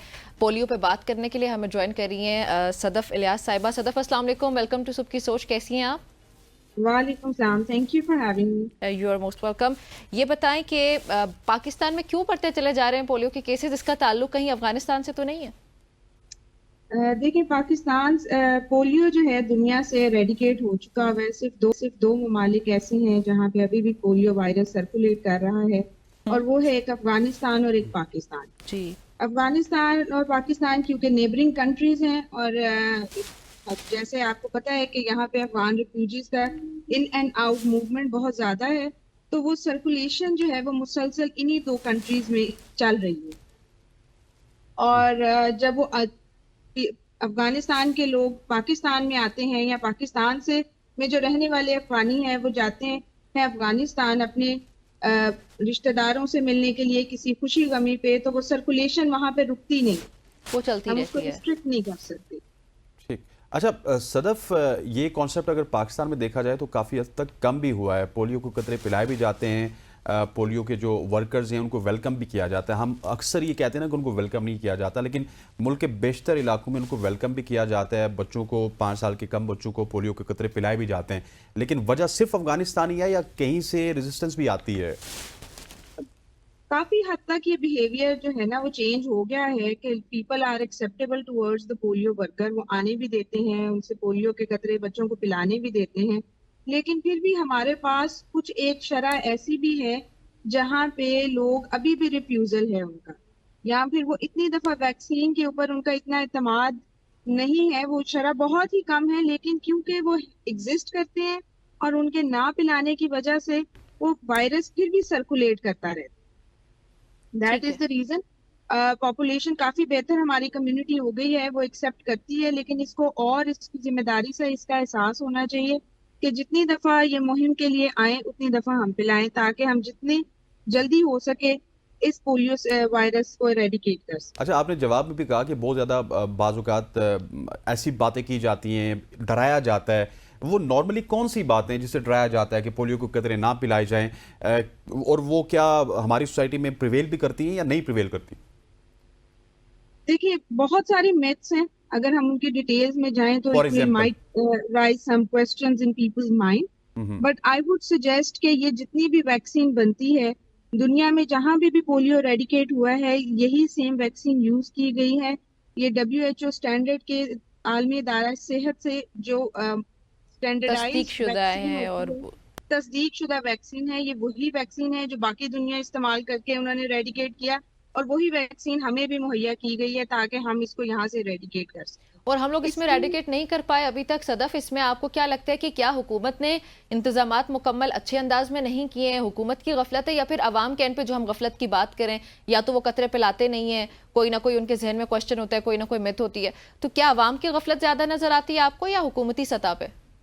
دیکھیے government is taking full responsibility بھی ہے اور وہ اس کو ٹیک اپ بھی کر رہے ہیں, اور اس کو بڑی اہمیت کے ساتھ یہ ٹاپ پرائیورٹی ہے اس وقت گورنمنٹ کی کہ وہ پولیو ریڈیکیشن کی طرف کام کر رہے ہیں. گورنمنٹ اپنے پورے ریسورسز بھی یوز کر رہی ہے, اپنا HR بھی, اپنے فیسلٹیز بھی, اور اپنی ساری کوششیں بھی ان کی جو ہے وہ پولیو ریڈیکیشن کی طرف. The thing is اس کے بہت ساری کچھ وجوہات ہیں جن کی وجہ سے یہ اب تک ریڈیکیٹ نہیں ہو سکا. اگر یہ میں نے جیسے آپ کو بتایا کہ we have a porous border, ہمارے بارڈرز پہ ٹو اینڈ فرو موومنٹ بہت زیادہ ہوتی. دوسرا جو ہے پولیو وائرس کے صرف اور صرف ایک وائرس ہی نہیں ہے, اس کا صحت اور صفائی سے بہت زیادہ تعلق ہے. صحت مند رہیں, صاف صفائی رکھیں, کیونکہ یہ وائرس یا تو انسانی جسم میں پایا جاتا ہے یا پھر یہ ماحول میں پایا جاتا ہے جو کہ سیوریج میں ہے, اور جب وہ سیوریج میں آپ صفائی کا انتظام ٹھیک نہیں رکھیں گے تو وہ ڈیفینیٹلی وہ آپ کے ہاؤس ہولڈ ایکٹیویٹیز میں ہنڈر کرے گا اور وہ ہمارے ماحول سے ریڈیکیٹ نہیں ہو سکتی. اچھا Sadaf, do you have any figures کہ اگر شہروں کی بات کی جائے, لاہور, کراچی, اسلام آباد, ملتان کی بڑے شہروں کی, یہاں پہ پولیو کیسز کی کیا ریشو ہے؟ And when we talk about northern region جس میں آزاد کشمیر ہے, شمالی علاقہ جات ہیں, یا پھر وزیرستان کی بات کی جائے, ان علاقوں میں کس طرح کے کیسز ہیں؟ دیکھیے پنجاب تو پولیو فری رہا 2020 سے. For 3 to 4 years we maintained the status of no polio case. ماحولیاتی سیمپلز آتے رہے پازیٹیو, لیکن کوئی ہیومن سیمپل نہیں آیا. ان پاسٹ 2 months ایک اسلام آباد میں اور ایک چکوال میں آیا. جو چکوال کا تھا پیشنٹ وہ ٹھیک بھی ہو گیا, اسمپٹومیٹک تھا, لیکن اس کی اسٹول سیمپل میں وہ پازیٹیو رہا. تو اس وجہ سے بڑے عرصے تک ہم پنجاب اس سے رہا, لیکن کیونکہ انٹرا پروونشل موومنٹ بھی بہت زیادہ ہوتی ہے, ایک پروونس سے دوسرے پروونس لوگ آنا جانا ہوتا ہے, اور اس جو ہے اس موومنٹ میں جو ہے وہ وائرس ہم اس طرح سے باؤنڈ نہیں کر سکے. اچھا صدف, آپ نے بتایا کہ ایک پیشنٹ جو ہے وہ ابھی جس کی آپ بات کر رہی ہیں, آئی گیس وہ چکوال کا, آپ نے بتایا کہ اسمپٹومیٹک ہے. تو اس طرح کی سچویشن اگر ہوتی ہے کسی پیشنٹ کے ساتھ, وہ کوئی سائنس, کوئی سمپٹمز شو نہیں ہو رہے, پھر تکلیف کس سٹیج پہ جا کے ہوتی ہے, اور کیا وہ آخری پوائنٹ ہو چکا ہوتا ہے تب تک؟ دیکھیں اگر اس کے کچھ سٹیجز ہیں, ایک تو کچھ بچے ہوتے ہیں جنہوں نے بالکل ویکسینیشن نہیں ہوئی ہو, اگر وائرس ان کے اندر جاتا ہے تو وہ ڈیفینیٹلی ڈیزیز کاز کرتا ہے, ٹھیک ہے. اور کسی بھی ڈیزیز کو وائرل اٹیک سے صرف ایک ہی اس پہ ایک ہی وجہ نہیں ہوتی, بہت سارے کنٹریبیوٹنگ فیکٹرز بھی ہوتے ہیں. جیسے میں نے آپ کو بتایا, اس کا نیوٹریشن, اس کی صفائی کے انتظامات, اس کی خوراک کیسی ہے, وہ اپنے ہاتھوں کو اور چیزیں گھر کی صاف صفائی کیسی رہتی ہے, اور پھر وہ ویکسینیشن سٹیٹس کیا ہے اس کا. اگر وہ ویکسینیٹڈ ہے اور پولیو وائرس اس کے اندر جسم میں انٹر ہوا ہے تو وہ وائرس ایز اٹ از جسم میں سے خارج ہو جاتا ہے. اس کے کوئی مائلڈ سے سمٹم آتے ہیں, لیکن وہ اس کے لیے جسمانی معذوری کا باعث نہیں بنتا. اس لیے وہ موومنٹ تو سب کے اندر ہو رہی ہے ہمارے ماحول میں, کیونکہ وائرس پایا جا رہا ہے تو everybody is exposed to that virus. اچھا Sadaf, you are more focusing on the movement, some movement from Afghanistan to Pakistan, some movement from Sindh to Punjab, Punjab to Balochistan. Movement کو تو آپ روک نہیں سکتی, تو کوئی پریونشن ہے اس کی کہ کس طرح پریونٹ کیا جا سکتا ہے؟ اس کے لیے ہم نے جو ٹرانزٹ پوائنٹس ہیں, ہمارے جو انٹری پوائنٹس ہیں in the district, in the neighbouring districts, تو وہاں پہ ہم نے ٹرانزٹ پوائنٹس رکھے ہوتے ہیں کہ جو بچہ وہاں سے موو کر رہے ہیں وہ بسوں میں کھڑی ہوتی ہے ہماری ٹیم, جتنی بسیں گزرتی ہیں ان سب میں بچوں کو قطرے پلا دیتی ہیں. اس چیز کے اوپر بڑا فوکس کیا جا رہا ہے، اور ساتھ میں کچھ ٹیم جیسے ایئرپورٹ پہ پرماننٹلی رہتی ہیں، کچھ ٹیمز جو ہیں وہ بارڈرز پہ رہتی ہیں، افغان بارڈر پہ بھی ہیں، اور جو ہمارے باقی نیبرنگ کنٹریز کے ساتھ بارڈر ہیں وہاں پہ پرماننٹلی پولیو ورکرز جو ہیں وہ تعینات ہیں، جو کہ آنے والے ہر ایک کو پولیو کے قطرے پلا رہے ہیں۔ لیکن صدف We are اس سے trying our best کہ جی ہم اس چیز کو اوور کم کریں، لیکن کیونکہ وہ ماحول میں پایا جاتا ہے اور پھر ساتھ میں کوئی نہ کوئی کوتاہی ہو جاتی ہے، کئی دفعہ کوئی کہہ دیتے ہیں بچے سو رہے ہیں ہم نہیں پلا سکتے، یا کچھ ایسے لوگ چھپا لیتے ہیں کہ ہم گھر میں رکھے ہیں نہیں بتائیں گے، یا کچھ اور انہوں نے کچھ ٹرکس رکھی ہیں کہ کچھ نہ کچھ کہہ کے بھگا دیا یا مس بہیو کیا، تو وہ جب ایک بھی بچہ رہ جاتا ہے تو وہ بھی ہمارے لیے پوٹینشیل کینڈیڈیٹ بن جاتا ہے۔ صحیح۔ اچھا صدف، جو بات آپ کر رہی ہیں وہ افغانستان اور پاکستان کے بارڈر کا مسئلہ ہے، ٹو اینڈ پروموشن کا ہے، اب اس میں آپ لوگ اس کی ایڈوکیسی کر رہے ہیں گورنمنٹ لیول پہ؟ کیونکہ پھر جس طرح سے آپ بتا رہی ہیں یہ سب سے بڑا مسئلہ لگ رہا ہے اس کی افزائش میں۔ ہاں، اس کے بارے میں بات بھی ہوتی ہے، اور اس کے بارے میں پالیسی میکنگ اور میٹنگز بھی کنڈکٹ کی جاتی ہیں ود ان دا گورنمنٹس اور ود دا نیبرنگ کنٹریز۔ اس پہ بڑا فوکس بھی کیا جاتا ہے، ہماری افغان جو پاپولیشن یہاں پہ رہتی ہے ان کے اوپر بھی بڑا اسٹرکٹ چیک بھی ہوتا ہے کنٹینیوسلی۔ ان کے پاس جتنی دفعہ کیمپین ہوتی ہے ان کو ہم کہتے ہیں ہائی رسک ایریاز، تو وہاں پہ ہمارا ریپیٹڈلی ان کے ساتھ ان کانٹیکٹ رہتے ہیں اور ان کو ویکسینیٹ کرتے ہیں۔ اور پاکستان کی گورنمنٹ کا اور افغانستان کی گورنمنٹ کا کوئی آفیشیل اس پہ بات چیت چل رہی ہو ابھی؟ اگر دیکھیے حکومتی سطح پہ ہیں ہم لوگ ابھی اس پہ ہائی لیول، کیونکہ P M is also very much into کہ to eradicate polio from Pakistan, G, so they are definitely working in this manner as well۔ اس کا ایک اور بہت بڑا تعلق ہے روٹین حفاظتی ٹیکہ جات۔ اگر انہوں نے اپنے حفاظتی ٹیکہ جات کا بھی سب نے کورس مکمل کیا ہے تو بھی ان کا پولیو کے لیے وائرس کا ان کے اوپر اثر اتنا زیادہ نہیں، تو اس کے لیے ہمیں اپنی جو ہے وہ روٹین کی امیونائزیشن جو ہے وہ بھی پوری کرنی ہوتی ہے، جو کہ 2 سال سے کم عمر کے بچوں کو 7 دفعہ 12 اینٹیجن کے اگینسٹ جو ہے وہ ہم ویکسین کرتے ہیں۔ ٹھیک ہے۔ اچھا، مجھے یہ بتائیے گا کہ ابھی جس طرح آپ نے ورکرز کی بات کی، سو ورکرز کی مشکلات میں کچھ خاتمہ ہوا ہے؟ ہم نے دیکھا ہے پولیو ورکرز بہت زیادہ مشکلات کا ان کو کبھی کبھار سامنا کرنا پڑتا ہے۔ سب سے پہلے تو ہم ان کو شاباش ضرور دیں گے، لیکن ان کی مشکلات کے حوالے سے ہمیں بتائیے گا۔ یس، اچھا، یہ اب دیکھیں پنجاب کے کانٹیکس میں تو بہت بہتر ہو گیا ہے، لوگوں کی acceptance towards the polio worker بہت بہتر ہو، لیکن جب ہم نیشنل لیول پہ بات کرتے ہیں تو دیر آر سرٹن میتھس یا پھر سرٹن بیہیویئر ایشوز جس کے اندر وہ ان کو اس طرح سے بڑے ہیپیلی ویلکم نہیں کرتے۔ دیکھیں اپنی جو سیزن چل رہا ہے اس میں تو پولیو ورکرز بڑے ایک پلیزنٹ سا انوائرمنٹ ہے جس کے اندر گھر گھر جانا اور گلیوں میں جانا آسان تھوڑا سا لگتا ہے، لیکن جب بہت سخت گرمی کے موسم میں جب ہمارے پولیو ورکرز جاتے ہیں تو ان کے لیے وہ بڑا ہارٹ بریکنگ ہے کہ اگر ان کے وہ ایک نیکی کے لیے آپ کے پاس آ رہے ہیں اور آپ ان کو ان کے ساتھ پورے طرح سے لوٹ کریں۔ اچھا صدف، آپ میڈیکل آفیسر ہیں اور آپ بہت کام کر رہی ہیں پولیو سے متعلق اس کی ایریڈیکیشن کے لیے، تو ابھی آپ کے کون کون سے پروجیکٹس آن گوئنگ ہیں؟ ایک تو ہمارا روٹین امیونائزیشن کا وہ چلتا ہے، یہ تو توسیع برائے حفاظتی ٹیکہ جات، یہ تو it's a continuous process programme جی، جس کے اندر ہم 2 سال سے کم عمر بچوں کو سب کو ویکسینیٹ کرتے ہیں۔ اس کے ساتھ ہمارے ایک اور بھی چل رہا ہے بگ کیچ اپ، اس کے اندر 5 سال تک کے بچے، جو کوئی ایسے بچے ہیں جو 2 سال کی عمر سے ان کی ایج زیادہ ہو گئی ہے لیکن ان کو ویکسینیشن نہیں ہو سکی، تو اس کے لیے ہم نے 5 سال تک کا ایک اسکیجول نکالا ہے، اور اس کے اندر جو اوور ایج بچے ہیں ان کو بھی ہم ویکسینیٹ کریں۔ اس کے ساتھ ساتھ پولیو کیمپینز چل رہی ہوتی ہیں، پھر کہیں پہ کوئی بیماری اگر آتی ہے تو اس کے لیے بھی بچوں کو ویکسینیٹ کیا جا رہا ہے۔ ٹھیک ہو گیا Sadaf, thank you so much for joining us. آپ ہمارے ساتھ پولیو کے حوالے سے بات کر رہی تھی اور بڑی ڈسکشن ہوئی ہے، اور میرا خیال ہے کہ بہت زیادہ انفارمیشن بھی جن لوگوں نے ہمارا اس سیگمنٹ سنا ہوگا ان تک پہنچی ہوگی۔ بالکل ایسے ہی ہے۔ اچھا حسنین، ایک اور مسئلہ بہت بڑا ہے، آج کل آپ کو پتہ ہے، تمام تر پاکستانیوں کو بھی پتہ ہے، خاص طور پہ لاہور میں اسموک، کل بھی بات کی تھی، جی مریم، سٹارٹ میں بھی بات کی، جی ہم نے بھی بات کی ہے، اور اس پہ مریم اورنگزیب بھی کوئی شکایت کرتی ہوئی نظر آ رہی ہیں، وہ اپنی کوئی بات کر رہی ہیں، پہلے آپ کو وہ سنواتے ہیں پھر اس پہ ڈسکشن کرتے ہیں۔ जब मैं इस्लामाबाद से यहाँ पंजाब आई जिम्मेदारी को निभाने, तो उस वक़्त से लेकर अब तक 8 महीने में मैं 7वां एंटीबायोटिक कोर्स कर रही हूँ गले का।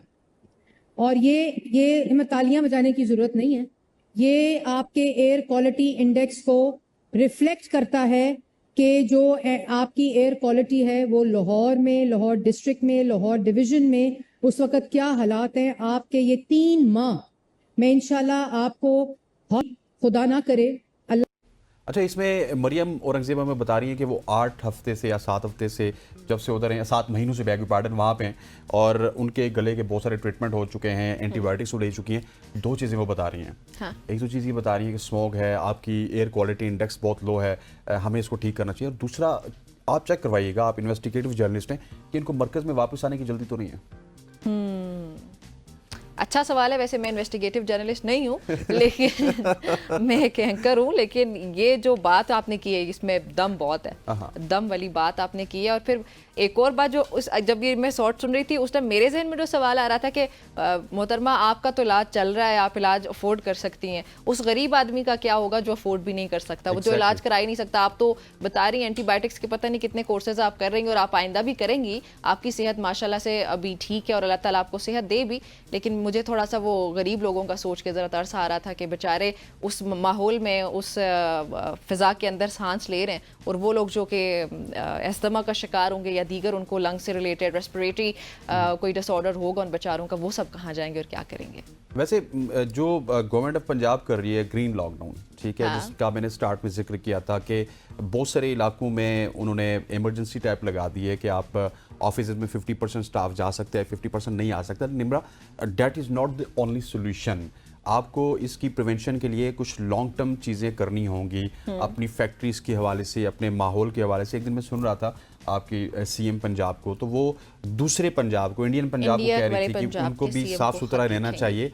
अरे भाई, हम कितना साफ़ हैं, हम कितना साफ़ सुथरा माहौल प्रोवाइड करते हैं अपनी आवाम को, क्या हम बैग पार्टन हम दूसरों को बता रहे हैं। हाँ, वो उनको ख़त लिखने की कोई बात कर रही थी, ख़त में पता नहीं उनका मतन क्या होगा, वो किस बारे में ख़त लिखेंगी। बहुत पोल्यूशन है वैसे इंडिया में भी, पाकिस्तान तो अब फिर आपको पता है लाहौर तो नंबर 1 पे आ रहा है, तो फिर मेरे ख्याल में पहले घर की सफाई बिल्कुल ऐसे है, मतलब हमें अपने मुल्क से शुरू करना चाहिए। खैर हसनैन, ये हमारी आज की स्टोरीज खत्म हो गई। मुझे और निम्रा को और हमारी पूरी प्रोडक्शन टीम को इजाज़त दीजिए। अल्लाह ने के बाद।